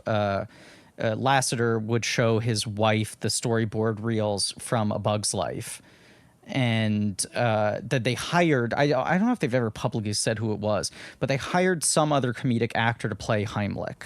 Yeah. And the cut he showed his wife was like half that actor's recordings, which weren't finished, and half the Ranft leftover recordings. And he noticed that every time his wife was laughing, it was Ranft. And when it was the actor they hired, she was silent. And he went to Disney, and it was like semi-radical at the time to be like, I think this guy should be the fifth lead of our movie. Well, that happens so often in movies. It's like you try to do a copy of a copy, and it never works. You know, it's like there's so often where it's just like just do the scratch because it works. Well, you do the voice in Mitchell's. Oh, that is the one example that I wouldn't follow because nobody likes it. Everyone's like, "Why does this fucking kid sound like a 40-year-old guy?" No, that's you a blew fun it. Performance. But I will say it was the best choice for the movie. We tried a million amazing actors who were all better and funnier than me, but there was something about whatever was happening in the reels that people just liked more, so we went with it. But it happened. That happens all the time in animation. Selick says that there's the character Corpse Boy, who's the little pudgy boy in the striped shirt. Yeah, he looks like Pugsley that's Adams, Joe Ranft. and he's got the stitched together eyes. Yeah, that was sort of that was the spirit of Joe Ranft. I mean, this is the other thing with this movie. I'm going to put this forward right now. Please. This movie feels like, while not attempting to do this, more successful at the thing that everyone has tried to do since Star Wars of, can every character be fascinating? Oh, yes! Can even the tiniest non-speaking character be like, oh, what's going on with that guy? Wait a second. Best background characters I think you're right. I think since Star Wars, no better background characters. How many You got times? the melting guy. Yeah. The guy with the axe through his head. They're all fucking bangers, top to bottom. How many times do we read some fucking interview with someone promoting their new blockbuster and they're like, I wanted this to feel like the Mos Eisley Cantina. And anytime someone does that scene where it's like, we've designed 80 characters in the background and we want you to be asking who they are and we figured out their backstories and whatever, every time that scene happens in a movie post Star Wars, you feel the movie grind to a halt. It never has the natural feeling of Star Wars where it's just like, this actually feels like all these people exist. This is just an ecosystem, and I want to know more because the movie isn't trying to tell me. Yeah. And this film, fucking opening number, this is Halloween. You're introduced to every townsperson, and every one of them makes some sort of impression. It's not like they're going to have character arcs, but it's like you get each of them, and you're like, that's their voice, that's their look. They all have such specific physicality, you know? It just immediately, every one of these characters sticks in your head. Yeah, they all feel like so loved up, you know, like, Yes. and I just think that it is like, it was like nobody's watching the candy store, and it's like, yeah, let's have a character with its little sweet little boy with stitched eyes. It's also just fun that it's like every monster archetype. Let's put everything in here. But they're you not. know? They're also not just the boring normal monster archetypes. They're like little weird Nosferatu creepy heads that are like 1/15 the size that they're supposed to be, and you're just like watching it with a giant grin on your face. And the characters almost exist in different design styles. Yeah. Is another thing. Like this movie's aesthetic is very patchwork. You know, it is like just throw everything in there because they're all operating on different rules. Sure. Yeah. Yeah. Well, we'll talk about it. Sure. Just while we're on the voices, I just want to note a few voice things. Obviously, the most famous thing is that Danny Elfman sings as Jack, but Chris Sarandon speaks, and this like caused a rift between Selick and Elfman that like lasted for forever. It's why Elfman didn't do Ed Wood. Yeah, right. Between Elfman and Burton as well. Yeah. Right. Like Whoa. Elfman wanted to do everything. Right. He wanted to sing and speak, and Selick felt like he just wasn't working in the speaking parts, and recast him. And right, it's why I feel like Elfman and Burton have had a very up and down relationship in general, right? They sort of come apart and go back together. There's a quote from Selick in the dossier where he's like, I don't know, their friendship's really weird. I don't even try to make sense. He describes their friendship as very weird. Yes. But yes, Ed Wood is the only movie they don't work on together until Sweeney Todd, because there is no original score. And then Mrs. Peregrine, out of I'm looking here, lack of interest By everybody who can be bothered. But yes, no, they have like a major falling out off of this. It does make sense when you consider when you read about the way in which this movie is developed. Elfman is basically the main driving force in writing this film for a bulk of the development. He is the biggest creative. Writing wise, the biggest creative voice, right? Yeah, no question. And it's his masterpiece. Yes. Yeah, like, every song rules. Yes. And it's also sort of secret sauce is like, I think Jack as a character is in different ways expressions of Burton, Selick, and Elfman, right? But from a writing standpoint, he's really putting himself into it, and then his girlfriend at the time is writing the script and essentially beefing up the character of the woman who cannot get the self-involved obsessive control freak lunatic to pay attention to her. It's like these two characters are being written from very, very personal standpoints, which is important in a movie that's going to be 75 minutes long, mostly sung. You're not going to have like intense character development scenes. But yes, Elfman never gets over not being able to talk as Jack. The two voices are very similar, so it's odd. It's successful. It is. Like, it's so interesting that he was like so hurt by that, because it's like, I don't know. I mean, maybe he wanted to be an actor. I don't know, but he's doing a great job on the voices. Yeah, I mean, he did like Forbidden Zone, where he's, the main on-camera performer in that, which was the movie Danny Elfman did with his brother, where he's sort of playing more of like an Oogie Boogie demon type character, like a jazzy demon. But it sounds like I had always thought it was just that he wanted to do it, and they went with a bigger star. I didn't realize that he recorded the entire thing. yeah, Selick just did not like what he was doing speaking wise. That he wasn't delivering as strongly in the dialogue as he was in the same part. It's also just so funny at like the time we were recording this, the Mario trailer has just come out, and there's obviously just endless hand wringing about like, why does this need to be Chris Pratt? What do you gain by hiring a big star rather than someone who sounds like Mario? And it's so funny because I've been sort of like behind enemy lines in all these conversations. Yeah. And it's like, it's just conventional wisdom because it's conventional wisdom. And nobody actually checks to see if that matters or not. Yeah. I remember the dog in our movie, they were like losing their mind because there's no celebrities in this movie. Abby Jacobson, the people don't know who she is. And I'm like, yeah, she's great. She's a great voice actor. It's a great performance. Like, shut up. Who cares? And they were like, what about the dog? What about the dog? Look, famous dog owners. What if Jessica Alba is the voice of Monchi the dog? And I was like, dude, are you going to sit in a recording booth with Jessica Alba and be like, hey, Jessica, I need you to snort a little harder on this one? Yeah. Like, just kind of really bring your A game to the snorts here. Jessica Alba, famous actress. How did she do? Jessica, your motivation here is you're a good boy. You're a very good boy. And like, but it's true that like, they're just like, look, this actor has this amount of Instagram followers and you need to cast them. And no one is ever like, does this work? Do kids care? Do adults care? You know, I think there was a point with DreamWorks movies or whatever when they had the people on the couch Yes. And when more people watch late night shows, that maybe it did matter, and maybe those DreamWorks movies were very successful or something, but I have not noticed it mattering in the past like 10 or 15 years. I would agree with that. And I also think that era of DreamWorks movies was a very bizarre, brief period where they were also like really caricaturing the characters to match the actors. The scripts are almost reverse engineered around the basic personas of them. Yeah, like Jack Black and Kung Fu Panda. Right, and Will Smith and Shark Tale and shit like that.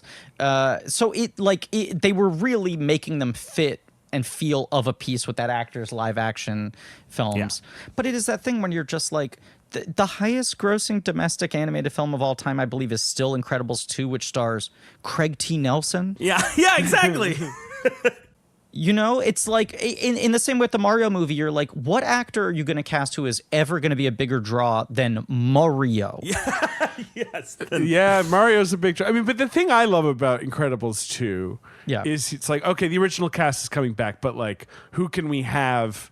You know, come on, let's get some new villains. Or it's like Bob Odenkirk and Catherine Keener. Like, I love both of them. Isabella Rossellini. Isabella Rossellini. Yeah. Like, it's exactly. You're not really throwing to like, you know, whatever, Shawn Mendes or whoever Lala Crocodile is voiced by. I mean, I just 93 when this comes out, you're almost dead center between Aladdin and Toy Story, right? And this idea that Disney's like, Danny Elfman cannot play the lead character. We need to get a bigger star, Chris Sarandon. Like, that's the level. We need the cop who shot Chucky. Right. That's who Chris Sarandon is. Right. Here's a guy who got an Oscar nomination 20 years ago, right? Look at the rest. Actor, yeah. He's a wonderful actor, and he's really good in this. But it's like, that's their idea of like, let's get a proven actor in this role. And even through the rest of the decade, it's like, D.B. Sweeney is the lead voice in Dinosaurs. Tony Goldwyn in Tarzan. You know, Tate Donovan in Hercules. Like, they'll follow the Aladdin model where it's like, let's get one or two bigger names in the supporting parts, the funny parts, the villain, whatever it is. Toy Story does kind of fuck it up in certain ways where they like cast two actors very well, and in the time that they're making the movie, those two guys become superstars.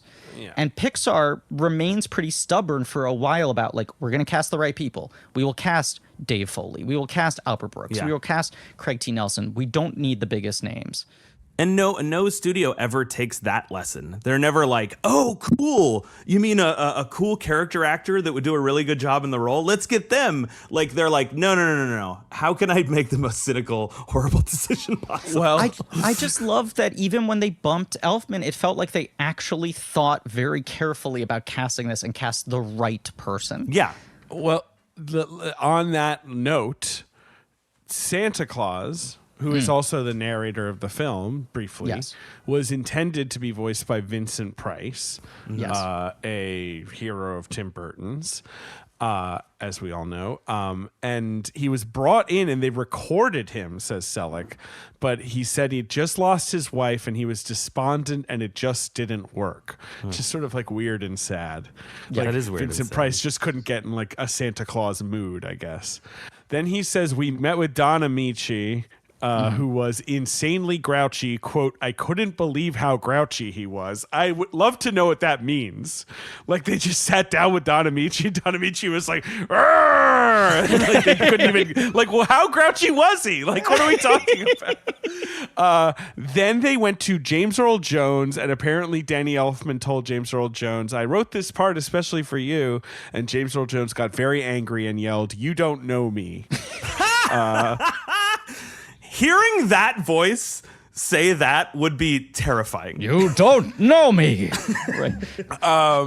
And so they end up with a local actor called Ed Ivory, who's like a San Francisco guy. Who's great. He's great. It's such a secret weapon in this movie is just how fucking grumpy Santa Claus is. He's grumpy in like a relatable way. Like, he's not like over exasperated. The top grumpy. He's exasperated in the way that you would be if like your flight got diverted to Atlanta. You know, he's not like bringing fury like of 1,000 suns. He's just like, yeah, you idiots, don't kidnap me next time, and I'll do Christmas better. Okay, and he never softens. He's just like, yeah, F you. Yeah, I love that he's not like, you know what, Jack, we've both learned a lot from each other. He's like, I gotta go. There are no lessons in this movie. That's like the big thing that makes it feel so un-Disney. It's that there's no lessons, and that the entire character arc is that a guy just feels kind of weird and depressed about his job, and then after a while is like, you know what, I was good at my job, and actually I'll just keep doing my job. I'm good at it. I'm fun. I get myself again. It's fine. I'm back in my own skin. This is great. It's a movie about like stubborn artists trying to work within a studio system. Very much so. And just coming out of it with complete resolve that they were in the right, even in the face of failure.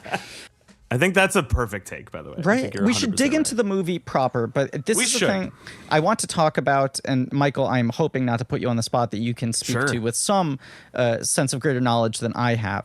A thing that was very revolutionary in this movie is that Selick was adamant that he wanted the camera to move as if it were a live action film. The camera movement in this film is fucking bananas. And as if stop motion was not already hard to begin with, you're adding this other level, this other type of movement into the situation.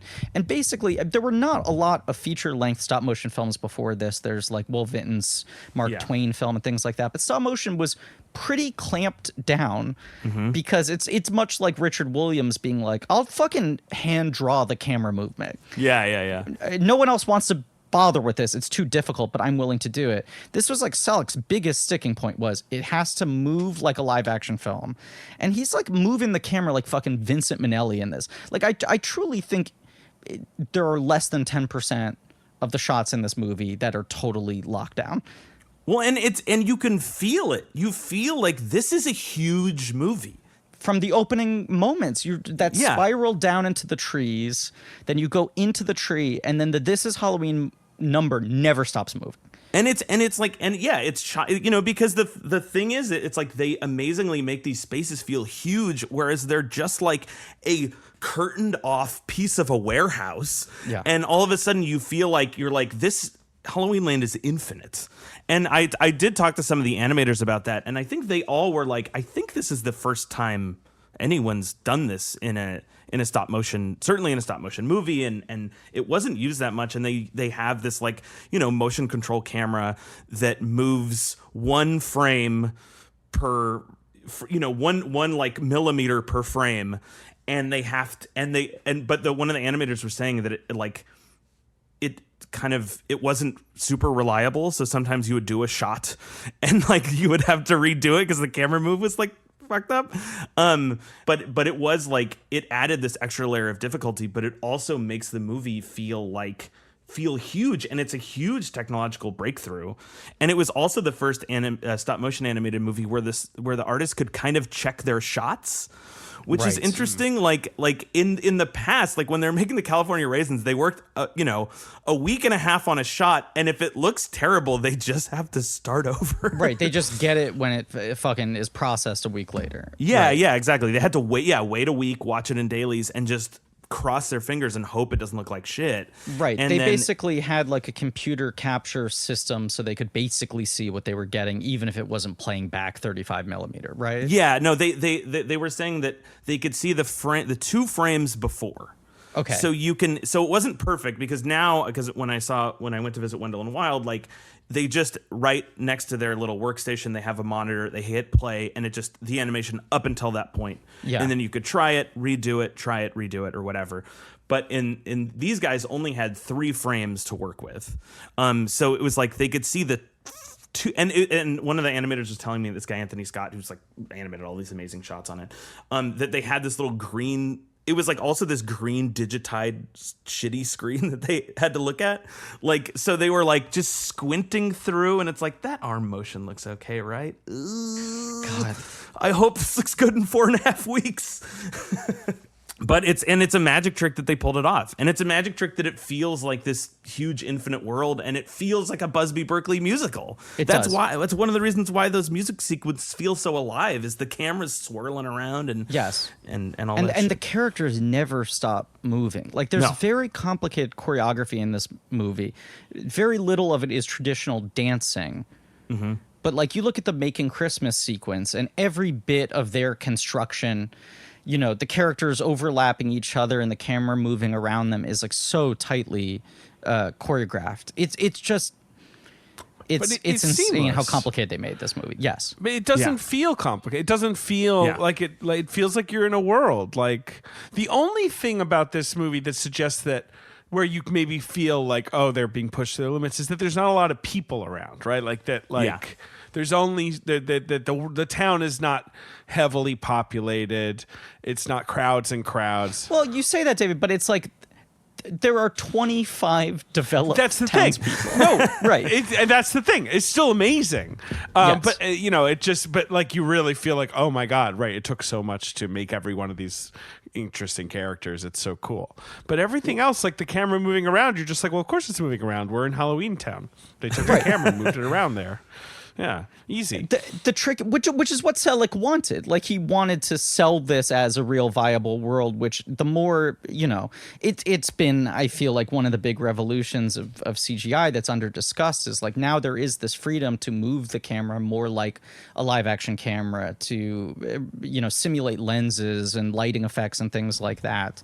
That I think you can get to this really interesting mid-space where you embrace the things that only animation can do, but you do it with the language of how a live action film would be shot, and it lends it a certain veracity.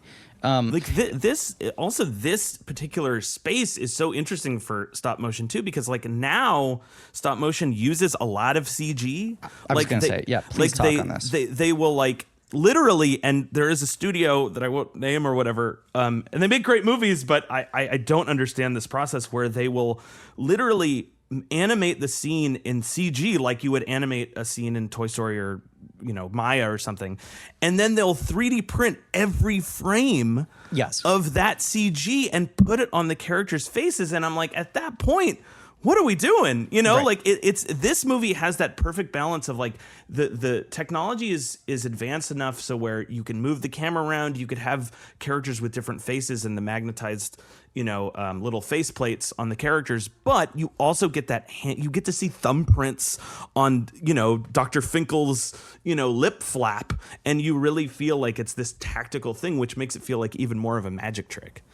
There are certain close-up shots of some of the puppets where you actually feel like you can see them decomposing, and it's a thing that the movie can own because they're all creepy Halloween Town people. Yeah.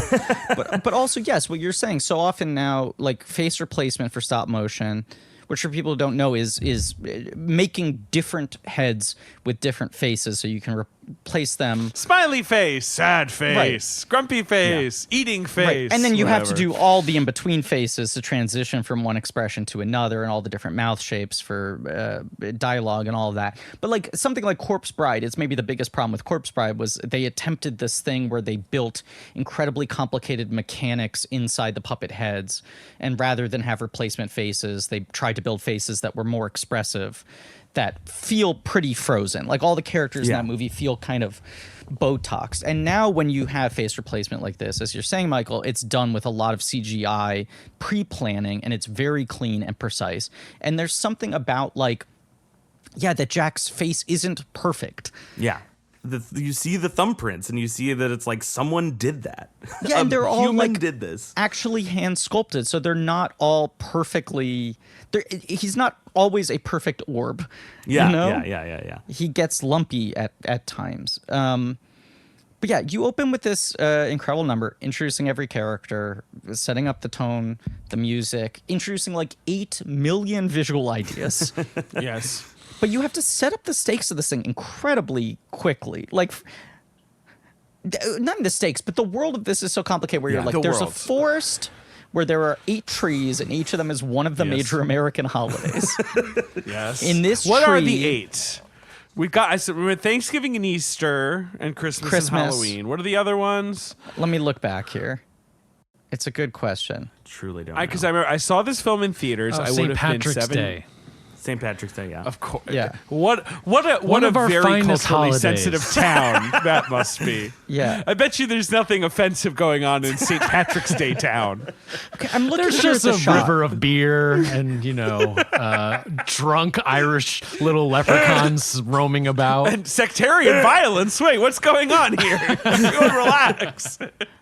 I'm looking here at the shot, okay? The 4 trees you see at the beginning are jack-o'-lantern, Christmas tree, turkey, Easter egg, right? And egg, right. Those are the 4 I remember, yes. Then there's this one I've never taken the time to actually study here that is like a box with stars on it and a feather coming out of the top.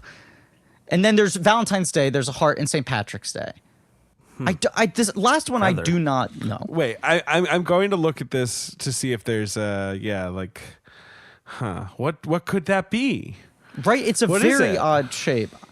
I mean, I'm wondering if it's supposed to represent New Year's Eve in some way, but it looks like nothing. Is it Birthday Town? Ooh. Oh, is it a birthday cake? Sounds right. That might Could be that right. be that be a thing? Just it's Maybe. for birthdays. So or they it's have a to work all the firecracker. time. Those fuckers. It might be It's 4th of July. Independence Day town. It's a firecracker. Okay, so it's 4th of July, Valentine's Day, Patrick's, Easter, Thanksgiving, Halloween, Christmas. You know, I'd love to go to 4th of July town. Sounds like a great place. Definitely not going to be weirdly aggro. No, I just remember when my dad was taking me to the AMC. Well, back then it was the Lowe's, 84th Street, Griffin.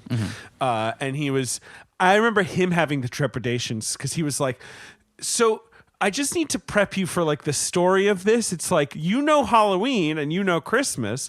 Well, they have towns in this movie. And so each town is like for that holiday. And when you say it out loud, it's like, yeah, sure. Okay. That sounds simple. But I do get that my dad was like, you know, this isn't just like there's a guy and a princess and a bad guy, you know, like it is a little more theoretic. It's a little more heady for like a little kid. And it's also the internal logic of it is like in this town, it's basically that holiday every day, but also they're prepping all year for the one like day. The super Halloween. It is that holiday in the real world, even though they don't ever seem to leave the tree. No. But also their worldview is based around the holiday, so kind of like everything is shaped through that lens. They don't know that other holidays exist. They don't know that the outside world exists. They're just like, fuck, it's this one day. We got to make it count. I mean, this is where the 68 minutes really helps them. You just keep moving. Gotta go. You're like, Jack lights himself on fire. Everybody loves him. Keep going. Keep going. And you don't have a chance to really examine it. Is he like the king of this town? No, there's a mayor. My favorite thing is that he is the Pumpkin King, of course. But it's like Christmas Town. They one assumes make presents and deliver them. There's a thing Halloween to do. Town. Right, they seem to just sort of have like a horror bacchanal, and then at the end they're like, "Great Halloween, everybody! Like best Halloween yet." So were they just kind of like putting out spooky vibes to the universe? Like that's what they were doing? Well, and they also imply that they scare people, but they don't scare each other. No, no. These are all questions that are whizzed by gleefully, and I'm happy to not answer them. Yeah, but it is true. I mean, at this point in time, basically all animated films were 75 minutes long. That was the length. That was the amount of budget they would allot you. They didn't think it was worth the time and energy to make a film longer than that. And I think there was this assumption that audiences would not be tolerant of an animated film longer than that. Like when Cars came out, it was the longest animated film of all time. Oh, interesting. I didn't know that. Like Cars and Incredibles were like Incredibles was 2 hours, I think. Right. Just They're under. like the first two to like get within striking zone of 2. I mean, and it's truly because, as they told us on our film all the time, it's like $1 million a minute. Right. So it's like exponentially more expensive. Like you want an extra half hour? That's a lot more money. Yeah. And sometimes that I don't know if that math really works because it didn't end up being that on our movie or whatever, but it is like that's sort of the producers like, you can't make it longer. It's so expensive. You know, they're just shouting from the rooftops at you. But it is this thing where stories have to just sort of like carry you along with confidence and vibes. And just like, you need to understand we're not going to have the time to really go deep on all of this. Like I've been watching a lot of Universal horror films recently for spooky season. Nice. A lot of them have gone back up on streaming services and such. And like all of those movies are pretty much 70 to 75 minutes. And yet a lot of them, you feel fat on them. like you watched even the ones I love, there's often a lot of shoe leather, right? Yeah. Around a couple big sequences, a lot of wind up to get to the point. And this is a movie that is just like, we're going to zoom, so just hold on. Yeah. Because it's not simplifying its narrative at all to fit into this length. Well, and it is a simple story, all things told. You know, it's like Jack's, you know, like there's a like complicated backstory and stuff, but it's just like he sees Halloween, he tries to tell the people about Halloween, they take over Christmas, it doesn't work at the end. Right. I mean, and so many, you know, the Disney princess movies of this time have the big I want song, right? Yeah. There's a thing I want. I know I want it. There's a larger world out there I want. This has this triumphant opening number. Jack comes out as the Pumpkin King, sets himself on fire, dips himself in some green goo, comes out of the fountain. Oh, this is all good. 5 stars. 5 stars. Right, incredible. Great. That's the best intro. Like, I wish I could enter every room by lighting myself on fire. That moment where they're all Yes. chanting and he slowly rises out of the goo with like his arms crossed across his chest and his fucking like bat bow tie fans out. And like everyone's just cheering him and you're like, this guy rules. And then it's immediately followed up by him being like, I'm so fucking depressed. I want to kill myself. He has an get- I don't want song. Right. He's just like, I feel no joy from anything anymore. There's nothing he knows he wants. There's no aspiration. There's no explanation either. He doesn't No. explain why he's sad. No, he's just like, I'm He so doesn't know. tired of this shit. Right. It's just true, like, existential depression. Yeah. Kids love ennui. Right. Sally just watching him cross the gate and just being like, oh, why won't this complicated artist boy notice me? You know, that thing where it's like Sally is Jack with emotional intelligence, but also not given the room to be this self-indulgent. Yeah. Yeah. And she's just like, I see that we would get along. Why can't I get you to notice that I exist? Well, and you can sort of see I don't know if this is right or not, but it's like, to me, I could kind of see the contours of the version of Sally before Carolyn Thompson came in, where she's just kind of mooning over Jack. Yes. You know, and it's like, it's a little annoying, and it's nice every time that she does get a little bit of agency and stuff like that. But it does seem like I could totally see how this is like cookie cuttered around, because, you know, Tim Burton is not, you know, the greatest, you know, fullest renderer of female characters in the history of cinema. You know, like, and it feels a little bit like that, where it's like, oh, this beautiful tragic figure loves this you know, sad ghost boy for some reason. Yes. And then it's like, it's nice when she's given like a surprising amount of dimension for one of these films. And it was nice hearing Carolyn Thompson even say like, I would have gone further, but I did what I could. You know. I mean, considering how short this movie is, it is surprising how many scenes Sally has on her own from her Yes. perspective. And it is the thing they set up well, where it's like her identity isn't just being in love with Jack. It's almost more defined by this like horrible relationship she has with her Erstad's father, needing to get out, needing to find this sort of freedom. And Jack represents like, I wish I was given the room to just let my freak flag fly like that. Yeah. That people let me do Right, whatever the fuck right, I right. want. Jack is liberated, yes, and she Right. is Yeah. obviously imprisoned. Right. Yeah. So he's a little bit of an aspirational figure like that. And then it's also just like, I feel like we get along. Why won't he talk to me? Yeah. This guy is so caught up on his dumb bullshit. But Jack does his lament. I mean, this is 2 songs in under 10 minutes. Yeah. You get to Jack's lament, which, David, is your background when he does the Hamlet with his own head. He does, and obviously that is where we introduce the weird, how do you describe it? Looped mountain thing? Yeah. What is Yeah. that? It rules, to be Curly Q clear. Mountain. Yeah, it's a curly Q mountain. It's like what? Yeah. It's like one of the most iconic images from this movie from the 90s, and yet Yeah. I don't even know how to put it into words, which I guess is why it's so cool. It is also just one of those transcendent visual moments of like, you have this thing that's like very much a Tim Burton illustration that you feel like would be impossible to render in 3 dimensions, right? Yeah. This idea of like, what if a mountain looks like this? Why? Why would it look like that? What are you talking about? Why would a cliff be curled like that? It's like, I don't know, build it. And then he's standing on top of it. You can't stop thinking about how like gnarled and curled it is. And then when he takes the first step forward and the thing starts to unfurl in front of him, you're just like, oh, that's the kind of reality we're operating in this movie, where anything could happen. It's so cool. And I guess like I in the commentary or whatever, Henry Selick was like, he had to sell that to Tim Burton because Tim Burton was like, I want this world to feel real. Don't have any magic in it. Yeah. And Henry Selick was like, I don't know, it's a mechanical mountain, dude. Look at it. Right. What are you gonna cut this out of the movie? It's the best part. Right. The mountain itself is a monster. I don't fucking know. Who gives a shit? It should happen. Exactly. Like this movie is like an opera. Like you want the most ecstatic, emotional things to happen.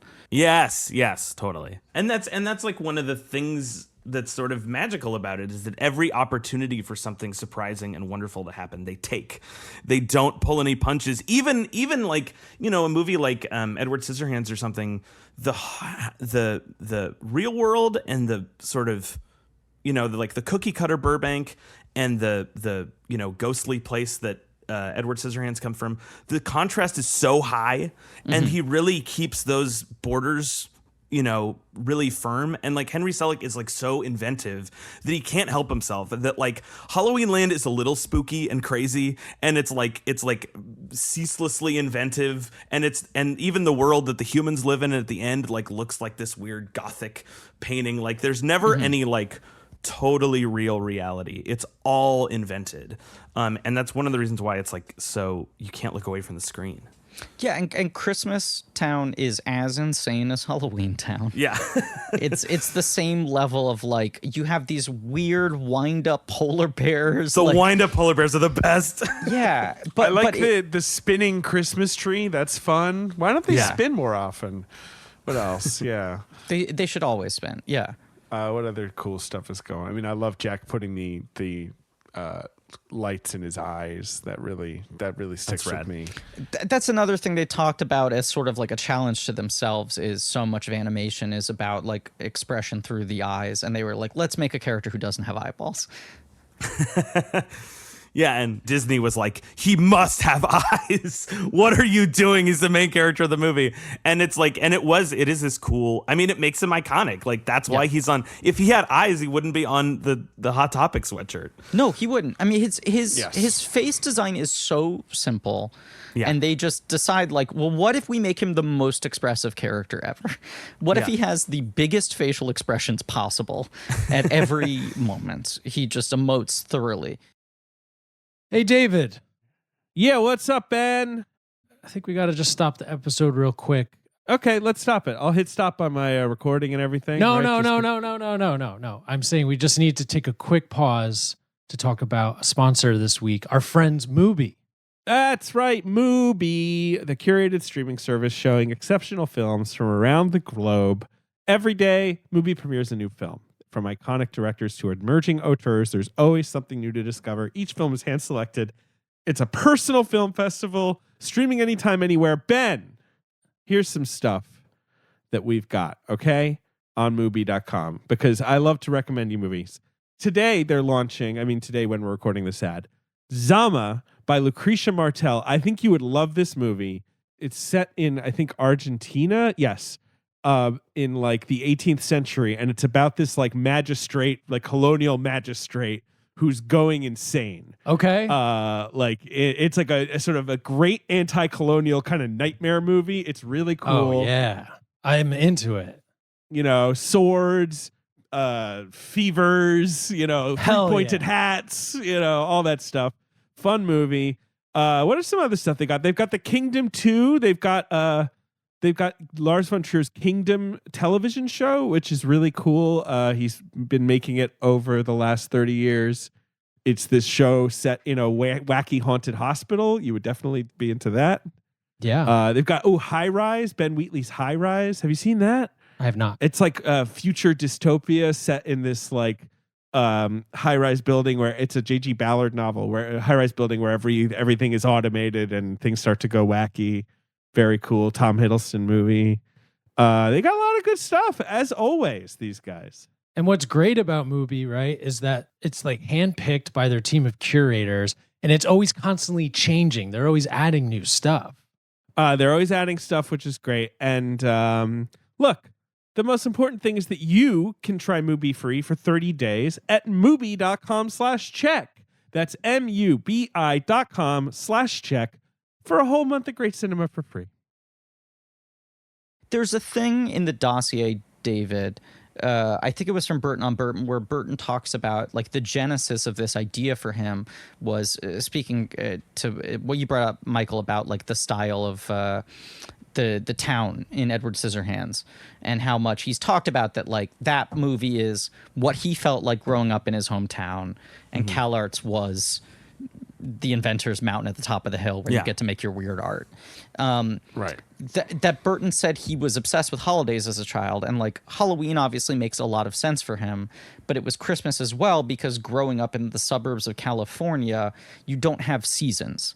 So he was like, the whole year felt unmoored, and the only time you really felt a sense of place and time was the corridor between Thanksgiving or Christmas and Halloween, where the decorations would go up, where there would be activities themed to those things. It really like right. That's the thing. Like you could walk into the supermarket, and even though it's whatever summer all the time, you can see some fall leaves and some Halloween decorations, and you can be like, right, it's this time of year. Right. It's true. It's very interesting. Like. And obviously, again, we did Burton on the show, and we talked about the sort of, his weird Gen X-y, I'm in a suburban environment. I like that he says it feels very floaty. Yeah. I do like that word of his. I guess it's just kind of like unmoored from everything. But I do like that both of these towns are like decorations come to life. Yeah.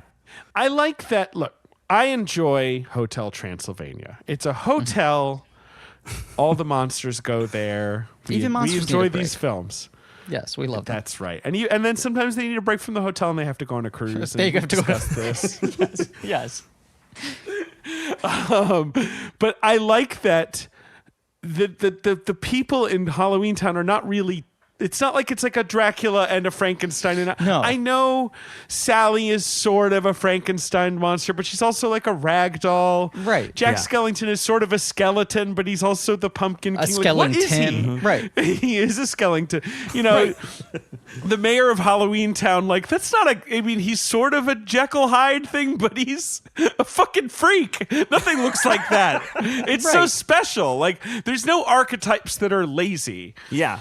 Right. He's just like weird German expressions. No, and it's like you have the Wolfman as one of the background characters, who's the only one who feels like more specifically in the classic monster archetypes. But as you said, like they like distort.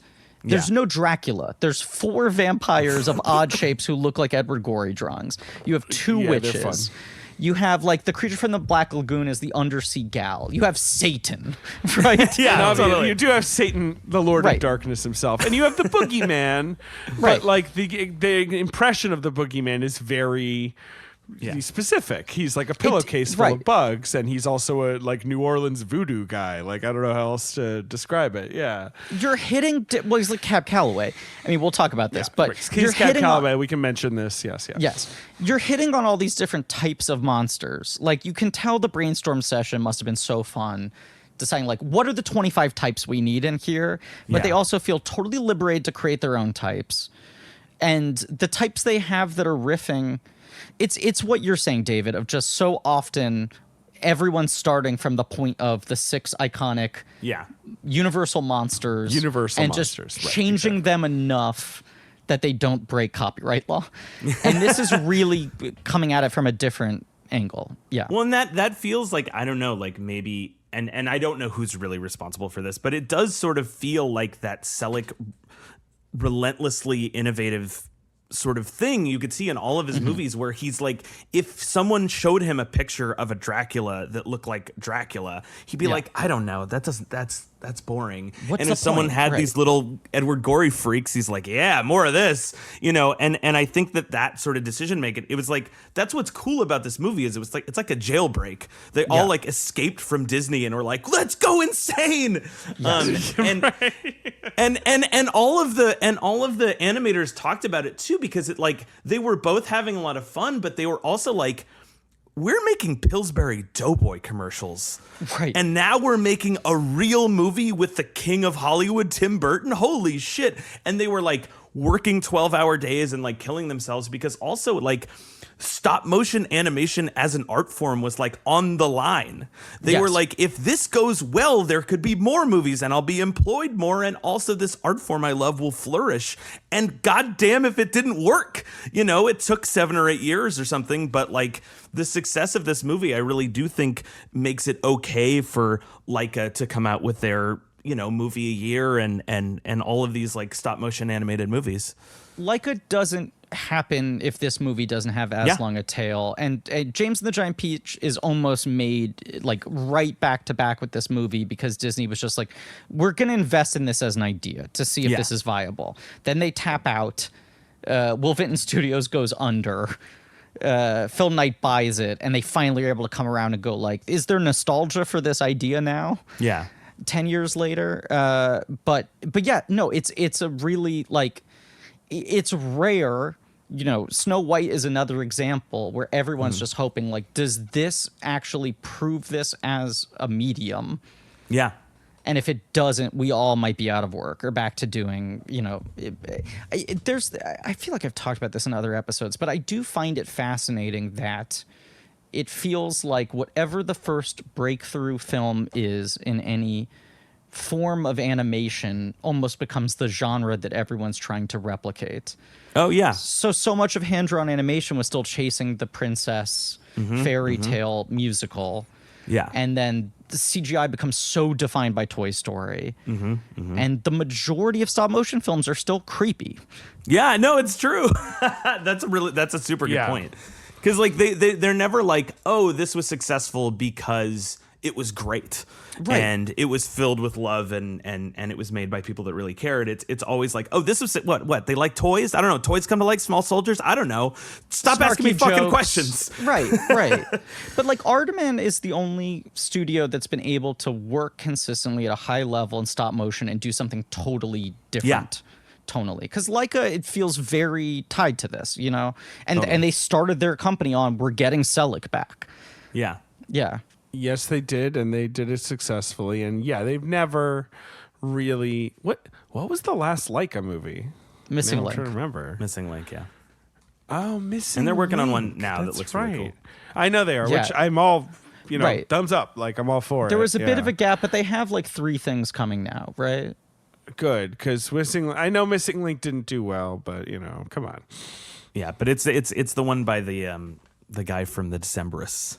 Right. And it's cool. I've seen like sets of it. It's very rad. And it's like so observed because it's like a bunch of people in Portland making a movie about Portland. And like every detail is like perfect. It's called Wildwood. Yes. And then they have something else called The Night Gardener, which is different from Master Gardener. Paul Schrader has yet to make Are you sure? an adorable. Also starring Joel Edgerton. I will say this though, from the creator of Ozark. Oh, wait, really? Yeah. Is that what it is? Oh, okay. Never seen Ozark. It sounds like it's maybe a little more adult, dramatic, but there's not a lot known about it. Yeah. All right. So anyway, I mean, the plot of Nightmare Before Christmas is fairly simple, but Yes. still, Jack does a good Halloween. Great job, Jack. But then he feels ennui. Yes. So he wanders over to Christmas Town. We talked about Christmas Town, and maybe my favorite thing Jack does. Decides to study Christmas scientifically. He like hey, hooks a bunch of stuff up to Christmas things and is like, "What's going on here?" I want to slow down for half a second. I did What did have I to pull. miss? But the whole Christmas, what's the sequence? But Oh well, sure. I thought we mentioned Christmas Town. Yeah, but what's this? Obviously amazing. I did have to pull next to my desk, maybe quietly my favorite character in the whole movie. Please. And I realized he was right here next to where I'm recording. Oh, wait, get him closer. There he is. The trumpet player who calls him Bone Daddy. Hell yeah. Yes. Oh yeah, that guy's awesome. That guy rules. Wait, do they have just characters of like toys of all the background characters? Basically, I mean, it makes sense. Yeah. Oh my god, I want the Basically. melting guy. Yeah. Oh, you can get him. No, that's the Hell other yeah. reason I say like the Star Wars thing is like, I mean, we're recording this in early October. If you go into any fucking Walgreens, the amount of Nightmare Before Christmas stuff they have is insane. Huh. Like Nightmare Before Christmas has just become 30% of all Halloween decorations. Yeah. Well, there's like almost no other Halloween movie. I mean, No. there are, but there's none that connected, I guess. This is the other thing. It clearly was not a commercial calculation for them. But the fact that this movie basically gets to run the table from Halloween to Christmas, Yeah. that it's seasonal for the last 3 months of the year, Disney just makes bank off of this fucking thing. Well, and the Haunted Mansion ride Yes. is like so amazing. Like every year they make it better, and it's like so amazing, and it really does feel like watching the whole movie.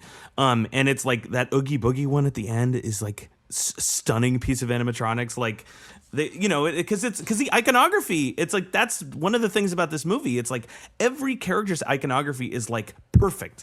Yeah. Like Oogie Boogie is this like perfect personification of, I don't know, fear or something, and like Jack Skellington is this mascot for Halloween. They're all like perfect. Yeah, I mean, Burton said the whole idea for Oogie Boogie is that, like, no one in this town is bad, Right. except for Oogie Boogie. But even then, it's just because that's his nature. But they should kill Oogie Boogie, I think. Yeah, he sucks.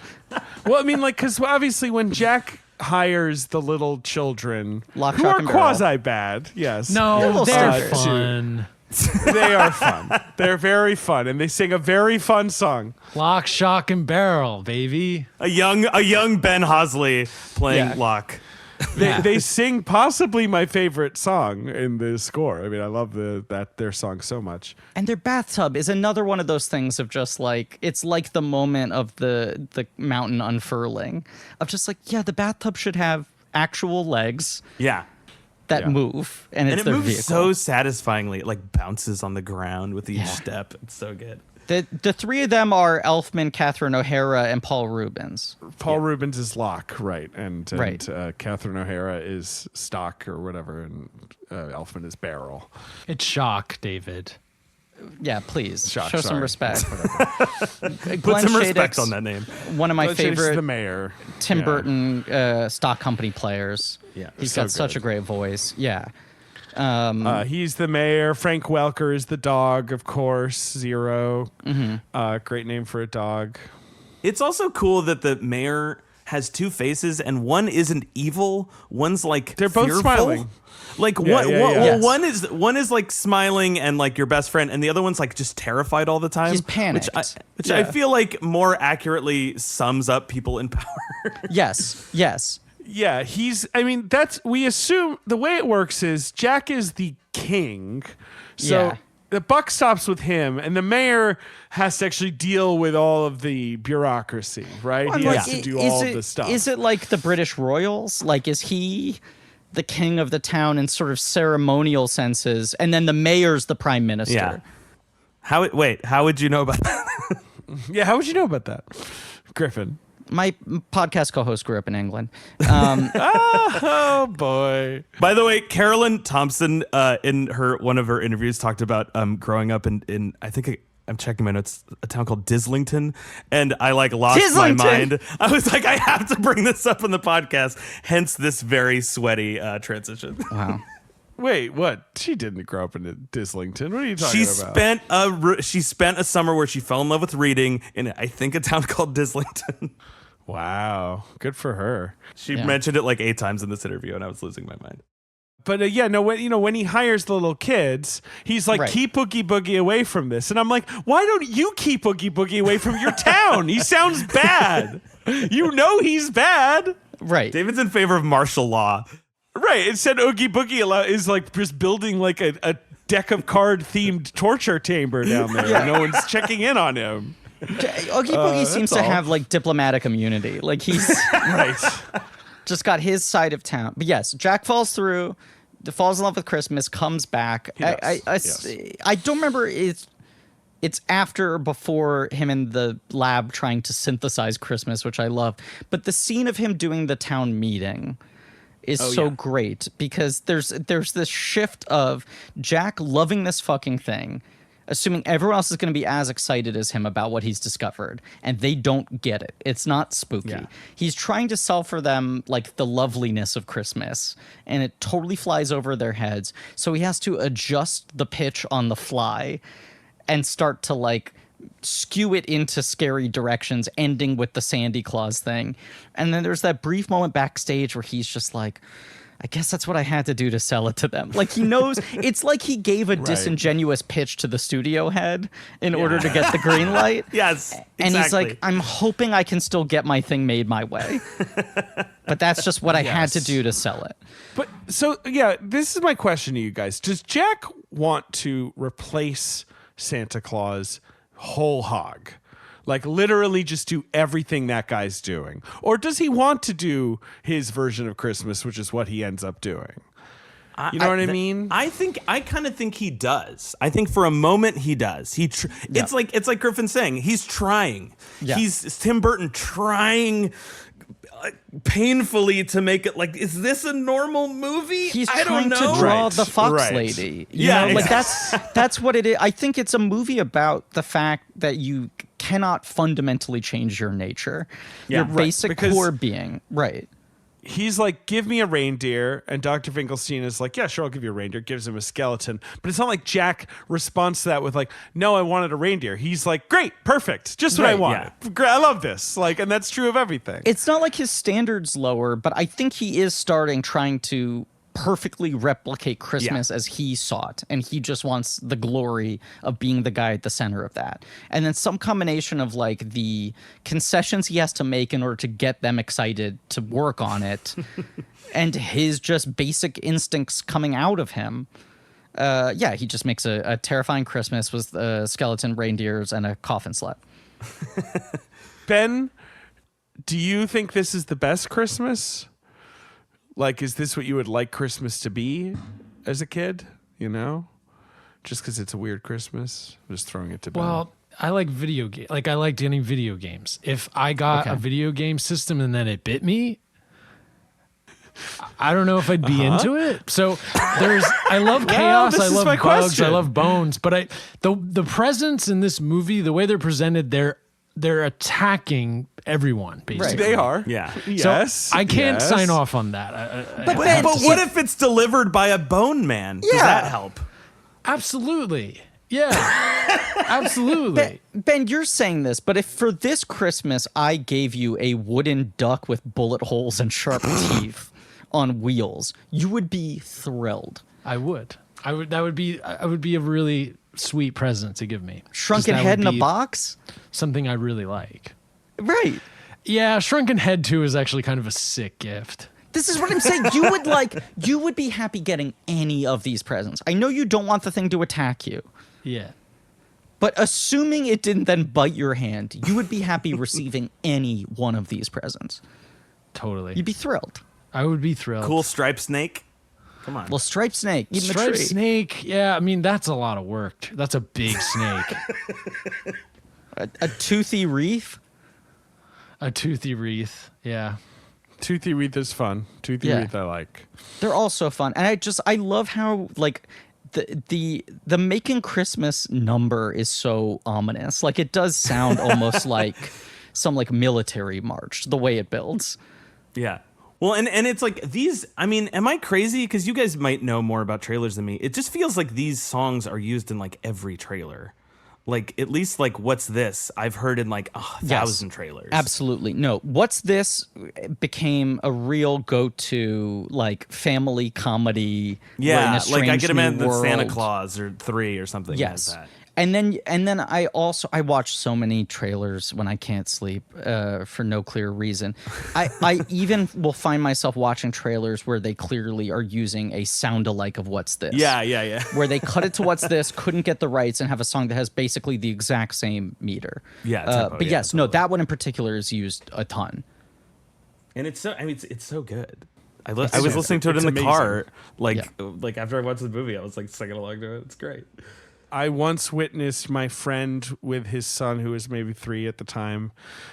His son was just saying, "I want to listen to Jack Skellington." Cool. And my friend was like, "Oh, that's not the name of a song. Which song do you want?" And he was like, "Jack Skellington." and so my friend was just sort of like, my friend was like, "Do you want This Is Halloween? Do you want Jack's Lament?" And he was like, where's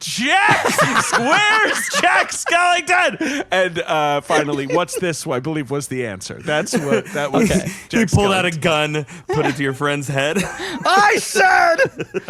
It was just one of those classic moments where I was basically watching a toddler live entirely rent-free in a grown-up's mind. Like, my friend was just about to melt all the way down.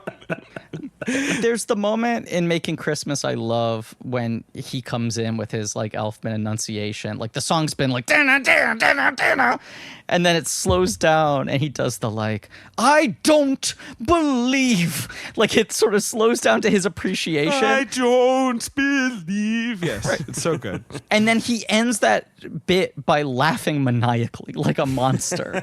Like he's trying so to show hot. appreciation of like, look at this magic around me. It's like he cannot stop being scary. I guess again, that is what I'm asking. It's like, is it that it's just so different, so that's exciting for him? Yes. He's And stuck in a that's rut. what's kind right. He's stuck in a rut, yeah. But it's not like he sees Christmas and he's like, "This is what's going to make me likable." Because that's what I like about Jack Skellington. He's not trying to turn Halloween Town into something more palatable or whatever. No, and I don't think he's trying to be more likable. I don't think he's trying to change Christmas. But it's almost like trying to do Christmas reminds him what he liked about Halloween in the first place. Yeah. The more he butts up against it. I mean, even that moment when Lock, Shock, and Barrel finally come back with Santa Claus, and he's just doing the like, "I'm so excited to meet you." And Santa Claus is like, "You've kidnapped me." Right. And he's like, "I'm going to do Christmas great. I'll make you proud." And he's like, "Who the fuck are you? What are you talking about?" Well, and it's like, you know, Carolyn Thompson or whatever says in the thing that it's like, and Danny Elfman says in the commentary too, that he's like, he felt it was like him at the height of Oingo Boingo, like he became a rock star, and for some reason he was bummed out, and this other thing, which isn't better or worse, made him re-excited about art again, which is like film composing, and he's like, "Oh, I want to do this." And I do think you're right, Griffin. It's just sort of like it feels exciting again. Like I got bored doing the same thing over and over again, and this feels new and different and exciting. And like, you know, by the end of the movie, he has no attachment to any of the core values of Christmas. He just wanted to do something new and like get everyone excited about it. And then when it's over, he's like, who cares? I like to do my thing anyway. I'm also realizing how much the relationship between Jack and Santa Claus, is just Rupert Pumpkin and Jerry Lanford. Yeah, totally. It's like, I will force this man to respect me. He is my idol, and I will at gunpoint make him respect me as an artist. That's a really good point. It's Danny Elfman going to James Earl Jones and James Earl Jones saying, "I don't know who you are. You don't know me." Everyone at the town gets a Christmas job. Mm-hmm. Sally, of course, is locked in the tower by Dr. Finkelstein, who is fun. I like Dr. Finkelstein. Yeah. What a great character. Yes. And Santa is abducted. And I guess they're turning this all around, Griff, in 2 months. That's the implication, right? Yes. They're swerving right from Halloween to Christmas. Like, this is a tight schedule for them. Absolutely. Then what happens next before they actually do Christmas? I guess it's mostly like Sally escaping and trying to turn Jack around. Yeah, Sally's trying to stop it from happening. She's the one Yeah. person who sees that this is going to go wrong. Yeah. Yes, she has she a sort of vision. has like prophetic powers. Yes. Right. This whole midsection is them prepping Christmas while trying to get Santa Claus. And then pretty quickly, like once Santa Claus is in Halloween Town, he's handed back to Lock, Shock, and Barrel. Jack is on his way. He's got his Santa suit. He's got his sled. Fog, no worry, I got Zero. He can light my way. Yeah, Zero is just so great. He's a good boy. Awesome. He's design. a good boy. So cool. Then the next thing is the Oogie Boogie sequence, which is like to me one of the coolest and most inventive things in the whole movie. Like the blacklight stuff and all the weird casino stuff. Like it's such a different palette, and they found a way to make this character feel dark and dangerous when everything is dark and dangerous by doing that blacklight technique. And also just like it is like one of Henry Selick's weird things. Like bro loves casinos. Yeah. Like in every one of his movies, there's like a weird like casino zone. He's like Sonic. Look, I also love casinos, and I am also like Sonic. So I support that. We should discuss the Cab Calloway thing, obviously. That feels like something that Danny Elfman and Henry Selick and Tim Burton all are like, weird old cartoon junkies who loved when, like, in a Betty Boop number, someone would do like a Cab Calloway that exactly. thing. Yes. Right. There's a Cab Calloway short, a Betty Boop short with Cab Calloway that I think is called Minnie the Moocher. I know he sings Minnie the Moocher in it, but it's one of those early shorts where you have live action animation coexisting. And Burton was like, as a kid, that would come in the rotation of like cartoon packages on TV, and always jumped out to me as like, who is this guy? What is he doing in a cartoon with Betty Boop? And when you're a kid, especially, like, Cab Calloway has a very bizarre presence. He doesn't sound like anyone else, existing with cartoon characters. So he had this sort of archetype in his head, which, like, the origins of most of American animation, it comes directly out of minstrel shows. There is this thing that we never want to discuss, but like Mickey Mouse and Bosco and Bugs Bunny and all these characters really are like the evolution away from Al Jolson into anthropomorphic animals, but they all start out in that vernacular. So a lot of early animation has this sort of jazzy tone to it, and these sort of racial caricatures. I remember, Griff, your favorite game, Cuphead. Yes, there's a lot of pushback on Cuphead. A lot of people were like, right, can you even do this style anymore because it's so rooted, in these sort of, even if you're not thinking of it. You're doing a pastiche of stereotyping. So Oogie Boogie was like Burton's big thing.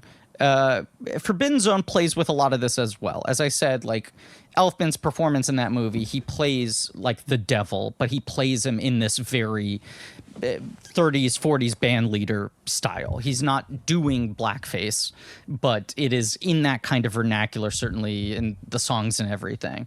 And then the two of them brought it to Thompson and Selick, and they were the two who seemingly had pause about it. In that Movies That Made Us show, Caroline Thompson talks about being like, you can't do this. Tim, I know you think this is charming, but you are not thinking of the semiotics of this. This makes you look incredibly ignorant. And Tim Burton apparently punched a wall in protest.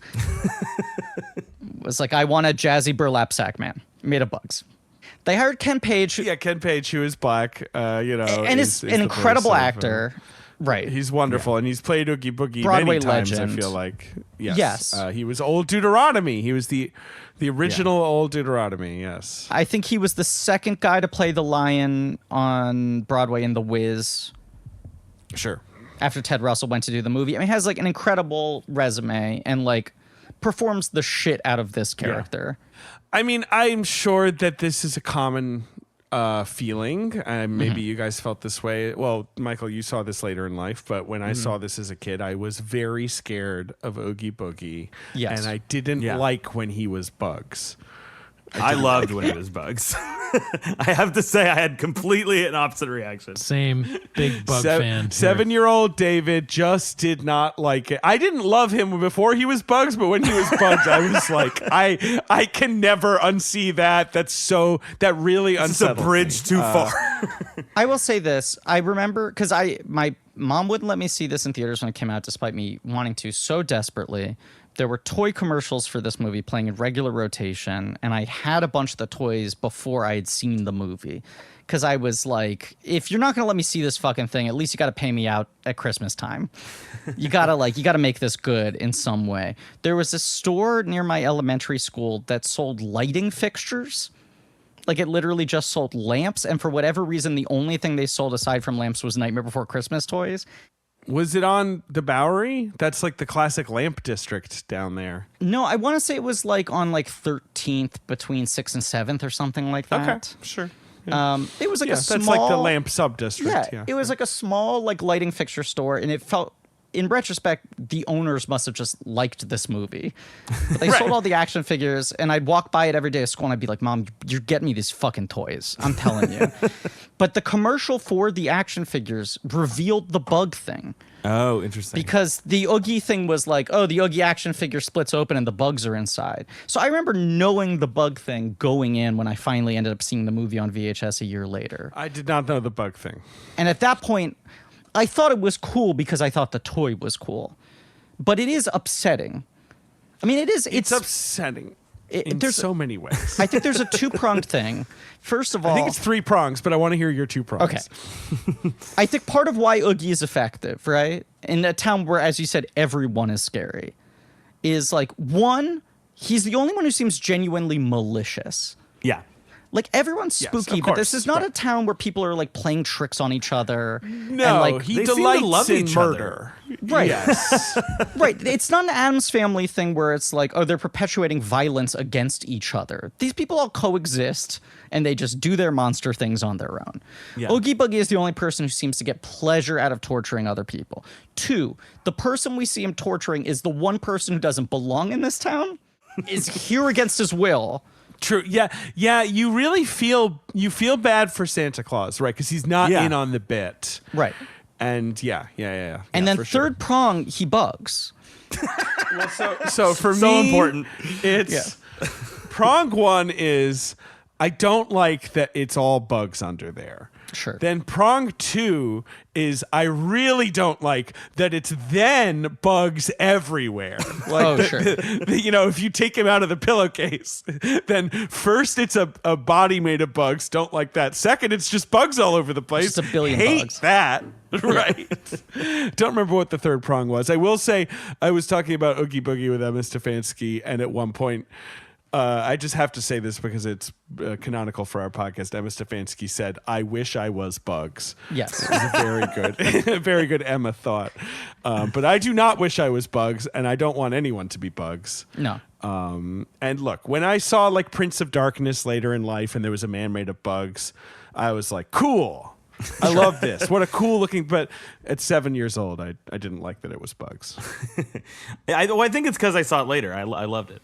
In defense, he does have some fucking cool contraptions and gadgets.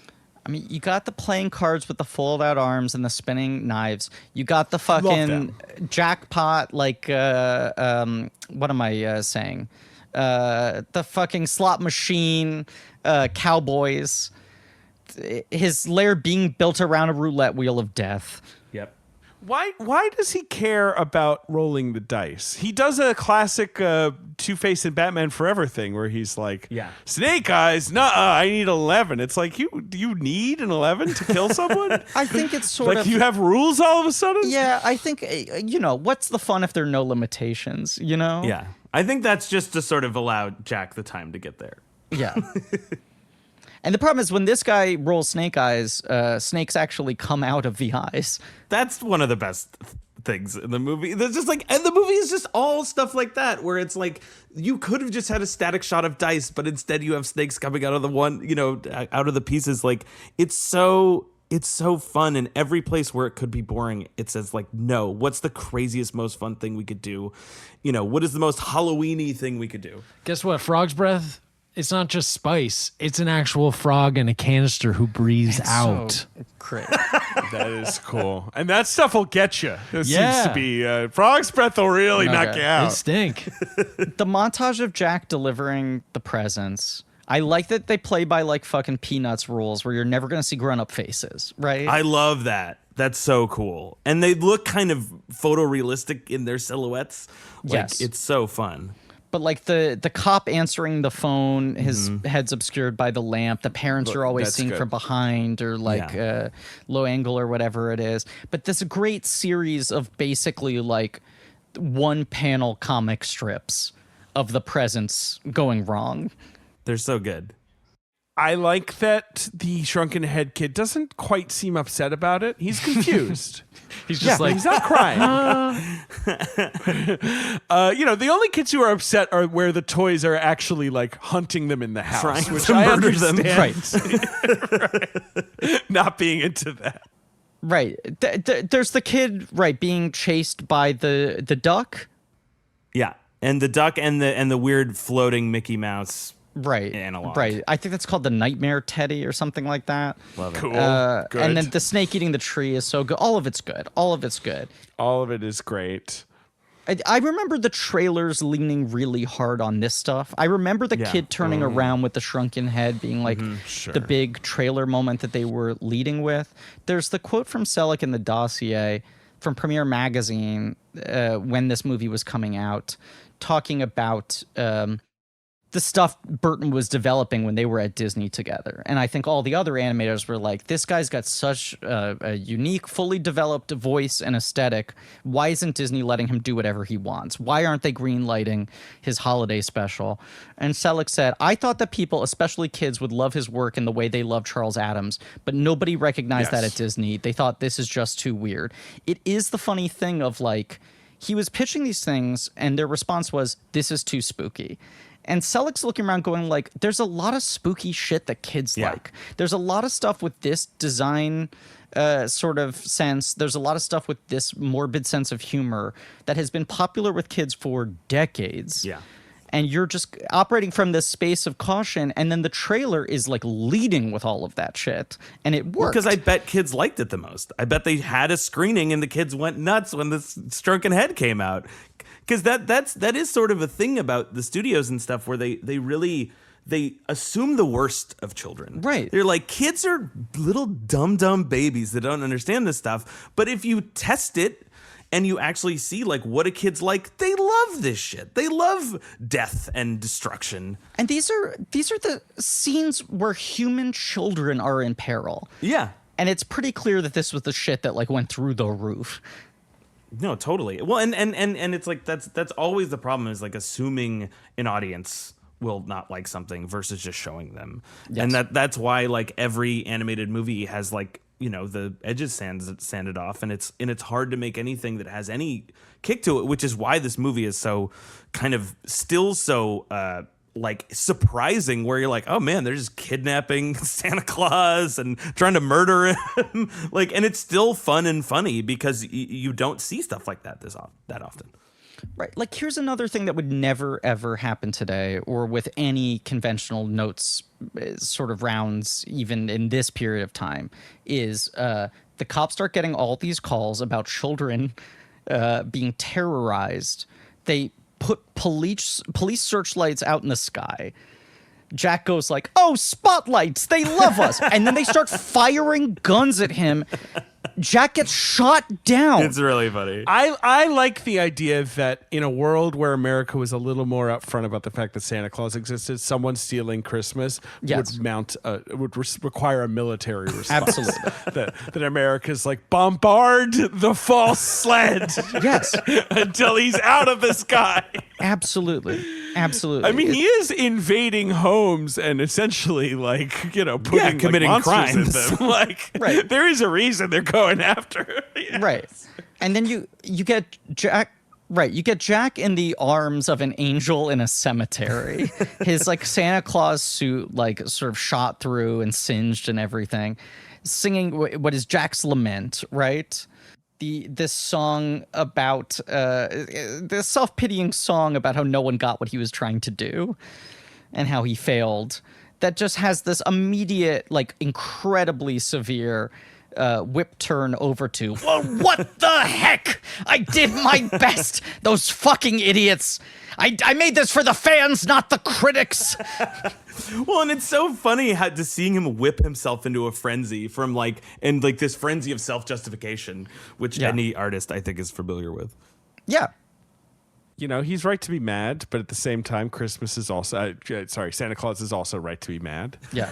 And, He saved one Santa could Claus. argue. One could argue these guys have been talking past each other a little bit because it's only like late in the movie that he's like, by the way, you don't have Sandy Claus. And Santa Claus is like, okay.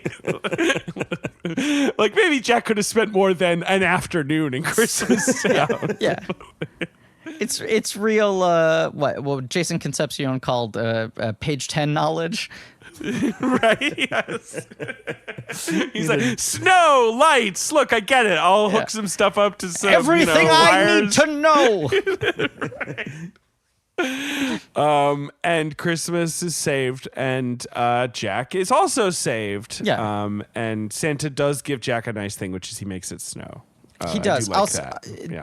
The moment where Oogie Boogie like thinks he's dropping Santa Claus and he turns the platform back up and Jack's sitting there with a smug look on his face, and then the music goes like dun dun dun dun dun dun dun.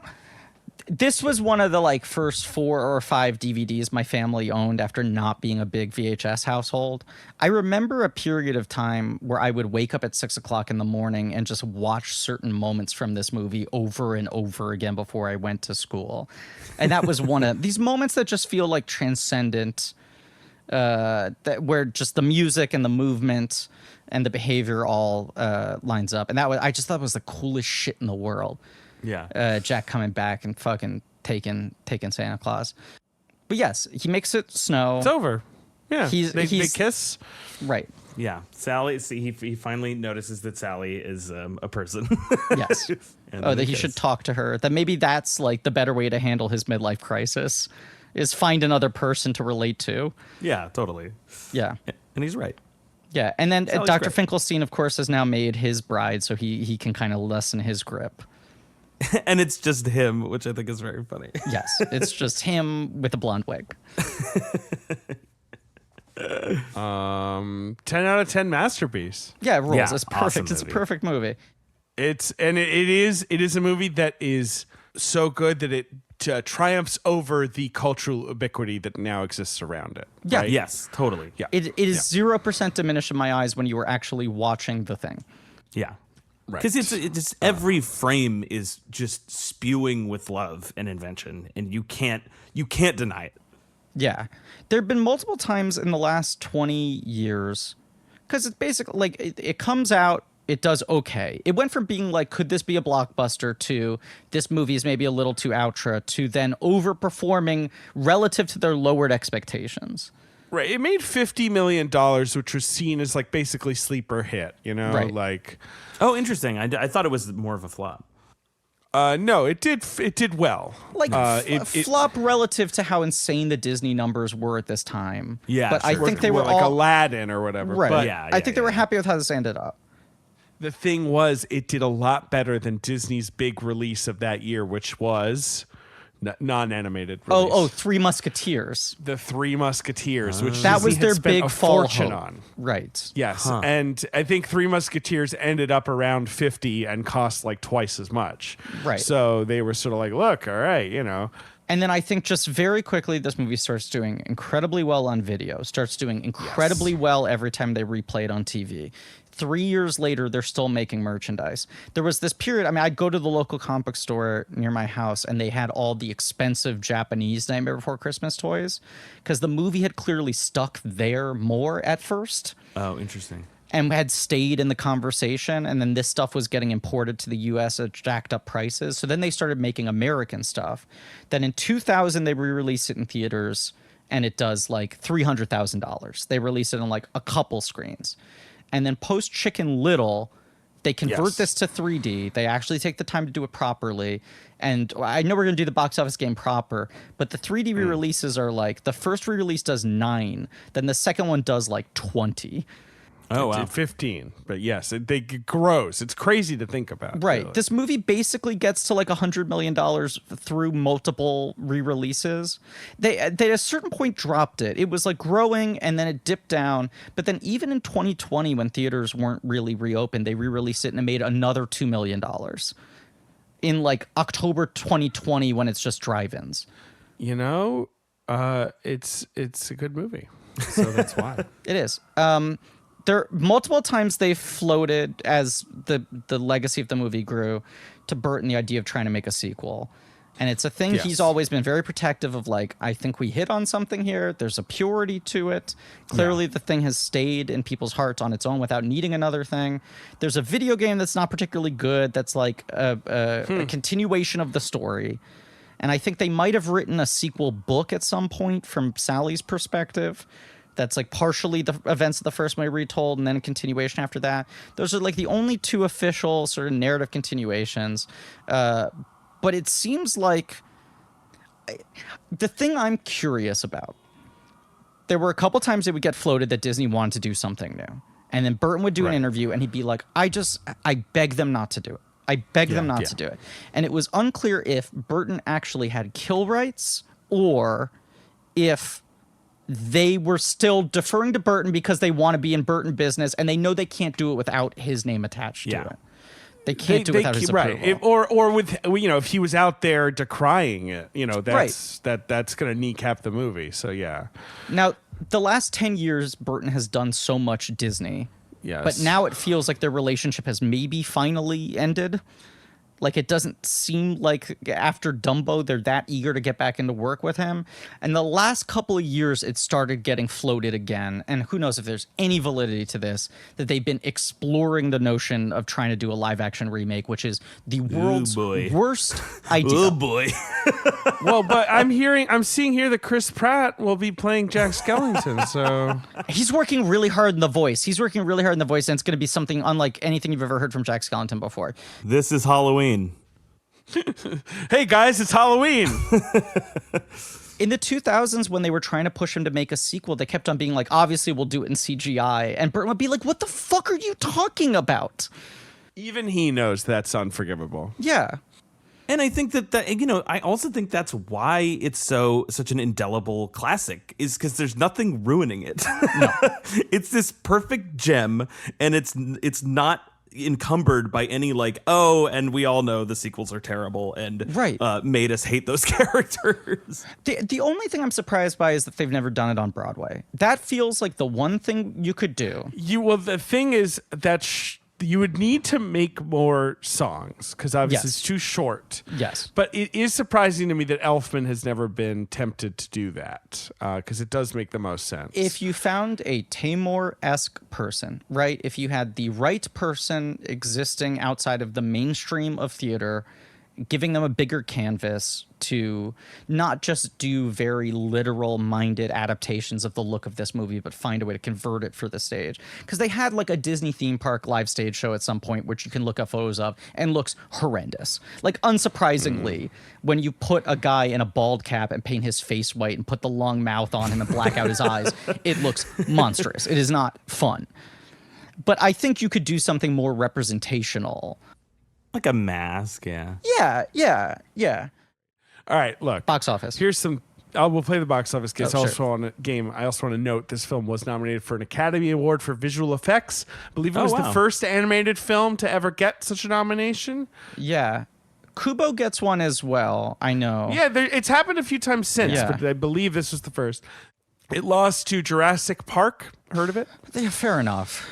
Yeah, good. I mean, fair enough. Both good. I mean, especially since Jurassic Park, the winners for that Oscar are Dennis Muir and Phil Tippett and Stan Winston. Yeah, you know what? I mean, it's a real murderer's row. Yeah. Anyway, but obviously, there's no animated Oscar back then. Mm-hmm.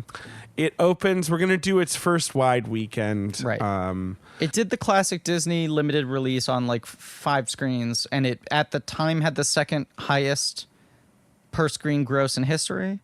I guess so. It did well, yeah. I guess, in that little way, but then it expands to just 563 theaters, so it's, okay, it's taking its time, and opens number 3. Okay. Number 1 at the box office is a comedy that had been new the week before and has actually jumped up to number 1. It's an adaptation of a sitcom. It's not Addams Family. No, that's 91. No, it's like which Caroline way Thompson worse. also wrote. Which she did. I mean, she was the hot goth movie writer back then. Okay, it's not Beverly Hillbillies. It is the Beverly Hillbillies. a Penelope Spheris film. Yes. Dabney Coleman, Diedrich Bader, Jim Varney. Cloris Leachman, Jim Kind of a stacked Varney, cast, Lily yeah. Tomlin, Leah Thompson. Yeah, actually kind of a great cast. I haven't seen the Beverly Hillbillies. I haven't seen it. Ben? Haven't seen it.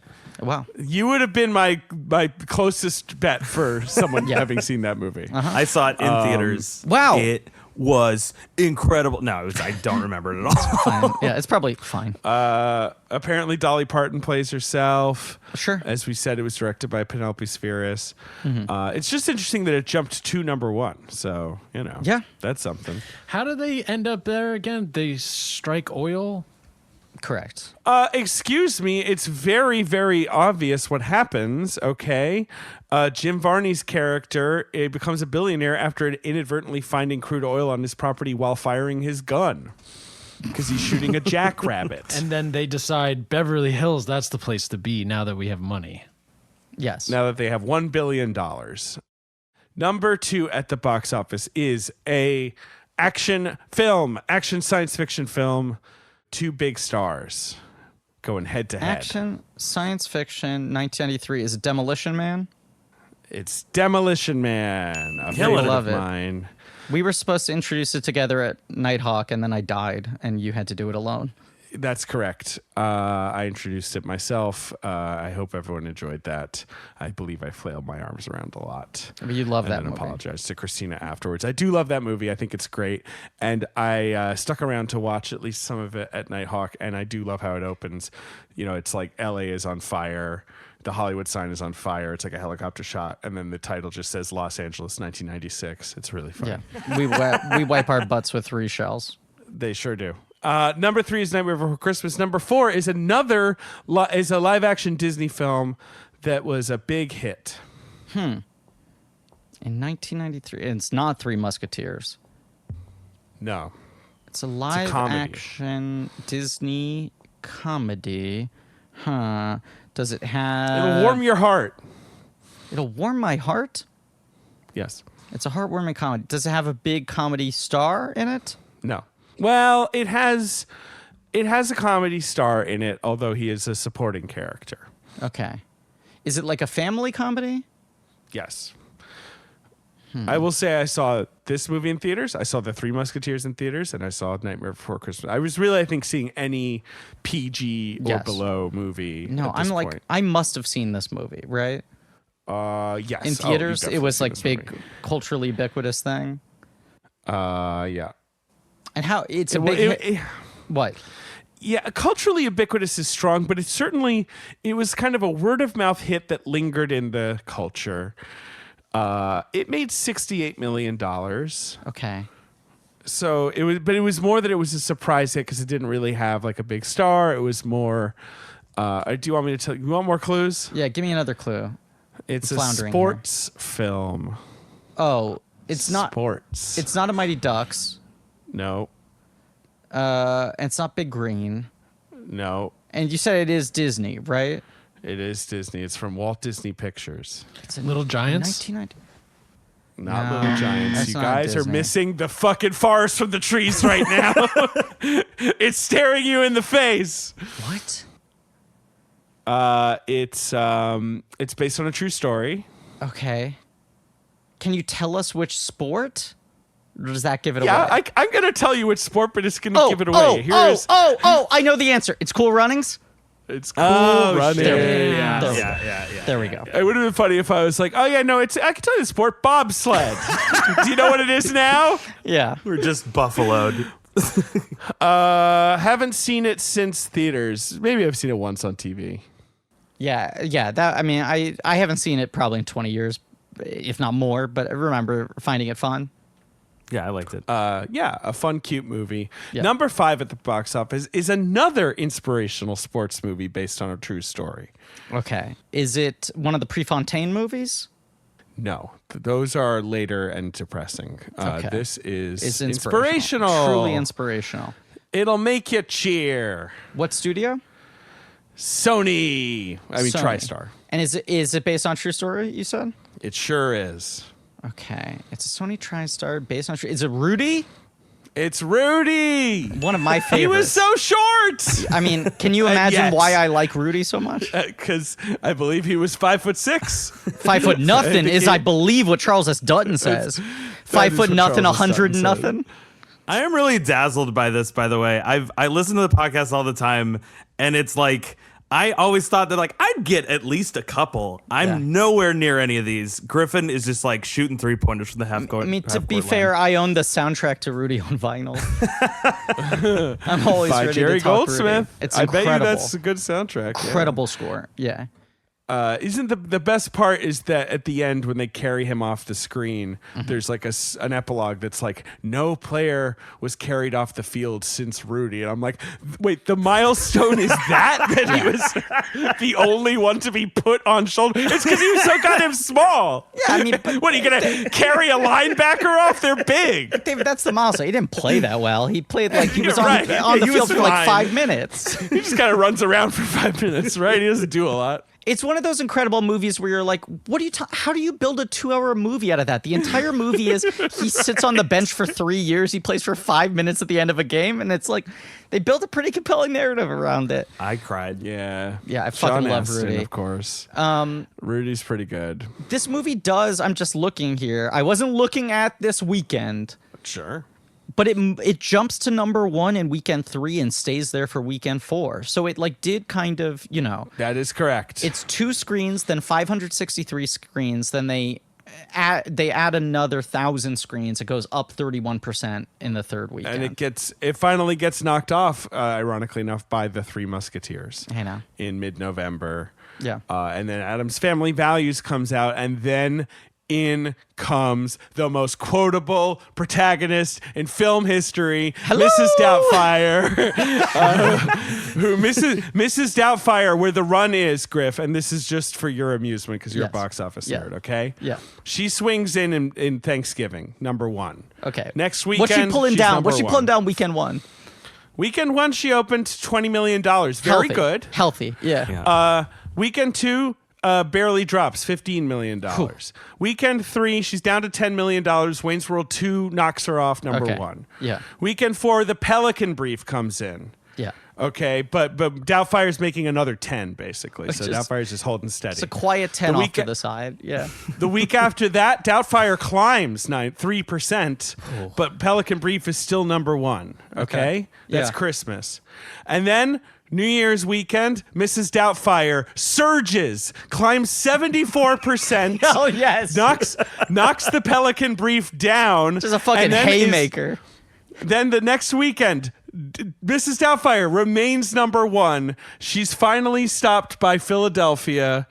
And for 2 weeks, Philadelphia is number 1. January 28th, Mrs. Doubtfire is back, number 1 again. I'm not kidding. For the It's listener fucking at home, crazy. the fire in David and Griffin's eyes is like shining right now. They're ecstatic. It's so I'm wild. secondhand getting chills about Mrs. Doubtfire's Mrs. box office run. Doubtfire. Anyway, she's not even in the box office for this weekend. But No, but we what a had to run. talk about it. We had to talk about it. Yeah.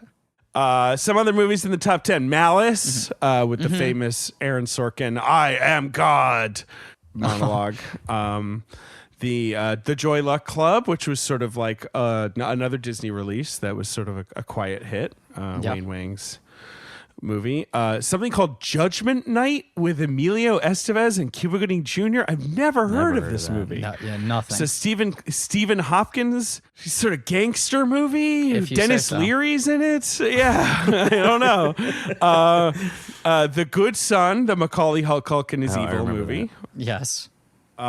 which I remember as a kid being so scandalized that existed. I was I like, agree. He's not I allowed to hated be it. in a movie like that. No. Yeah, I was yeah. so mad. I was like, it was like Hollywood Hogan or something. It was like the heel turn from Macaulay Culkin. It was also one of those things where it was like, oh, Macaulay dropped his quote from 8 million to 5 million in order to take on more challenging material because his dad manager thought he needed to expand. Like it was like cushioned in between Macaulay vehicles. He was like, we need to start showing different sides of Mac. And then number 10 at the box office is The Age of Innocence, and I'm just assuming, just off the top of my head, that film was directed by like James Ivory or something. Let me just check here, see who directed this. Yeah, Martin quickly. Scorsese! Oh, my monocle fell out. David, you're wrong. He only makes gangster films. He just keeps on making the that's same right, self-indulgent that's right. gangster films over and over again. But He's you know never who the made real anything up. gangsters are, Griffin? Who? It's New York high society in the 19th century. All that too. Yeah. I thought you were going to say the critics giving Scorsese an easy pass as he keeps on making pablum. And that's it for this episode. Unless there's anything else we need to discuss, but I don't think there is. Michael, any final points? I love this movie. I love all these movies. Watch them all in a row. It's a blast. And yeah, hey, it was an honor and privilege to be here. Seeing you guys excited about the Miss Doubtfire thing was maybe the highlight of my month. And it was a real treat. So thank you very much. That's very sweet of you to say. Well, thank you for coming on. What do you mean? You're the best. Come on. What are you talking about? Get out of here. Yeah. Long overdue. Excited to have you on again sometime. And very excited to see what you do next. I rewatched Mitchell's last night to be fresh. It's such an excellent film. Wow, that's very nice. Among the many things that are impressive about it, you tweeted, I think, right before the Oscars last year, your manifesto that was part of your pitch. Which I stole from the Pixar guys who made a manifesto before they made Toy Story. And I was like, oh, that's so cool. We should do that. This sort of defining thing, I mean, but it's what we're talking about with like the Pixar guys trying to start a new wave with computer animation, and this movie with stop motion, where it's just like, can we expand the idea of what an animated film is? What are we not going to do that everyone else is doing? And what are we going to do? And I read that thing. I read it when you posted it. I read it again last night. It is truly like inspiring. Oh, it that's is nice. Exciting. It is so nice to read someone in the position that you're in who gets to make movies, really trying to use that to push boundaries. And it's a lot of what you said there. I'm trying to find this. And it came purely out of insecurity, because I was like, oh God, it's too scary to think about making a movie. Shit. And I was like, maybe if I could hype myself up and really kind of blow smoke up, me and Jeff, who made the movie, we could blow smoke up each other's asses. We could really make it seem like we're doing something great. But it actually really helped, like, writing that stuff out, because it forced the crew too to be like, you said you were going to do this thing, remember? And it's like, shit, we have to do it. You know, we have to do a new art. Because at one point, like, the studio was like, just make it look like The Incredibles. Who cares? The Incredibles looks good. And I was like, yeah, maybe. I guess it'll be more money. And, you know, and then the crew was like, what are you doing? You said it was supposed to look different. What are you going to cave? And I'm like, no, shit. Okay, you guys are right. And it's hard to fight those battles in the studio. But that's why I love and respect a movie like this and all the movies from those Pixar guys. It's like, it just, you know, you have to treat it like a jailbreak, and like you're stealing the keys to your dad's car and driving off a mountain or whatever. Look, we'll spend the next month talking about Henry Selick's battles to continue getting these things made within studios.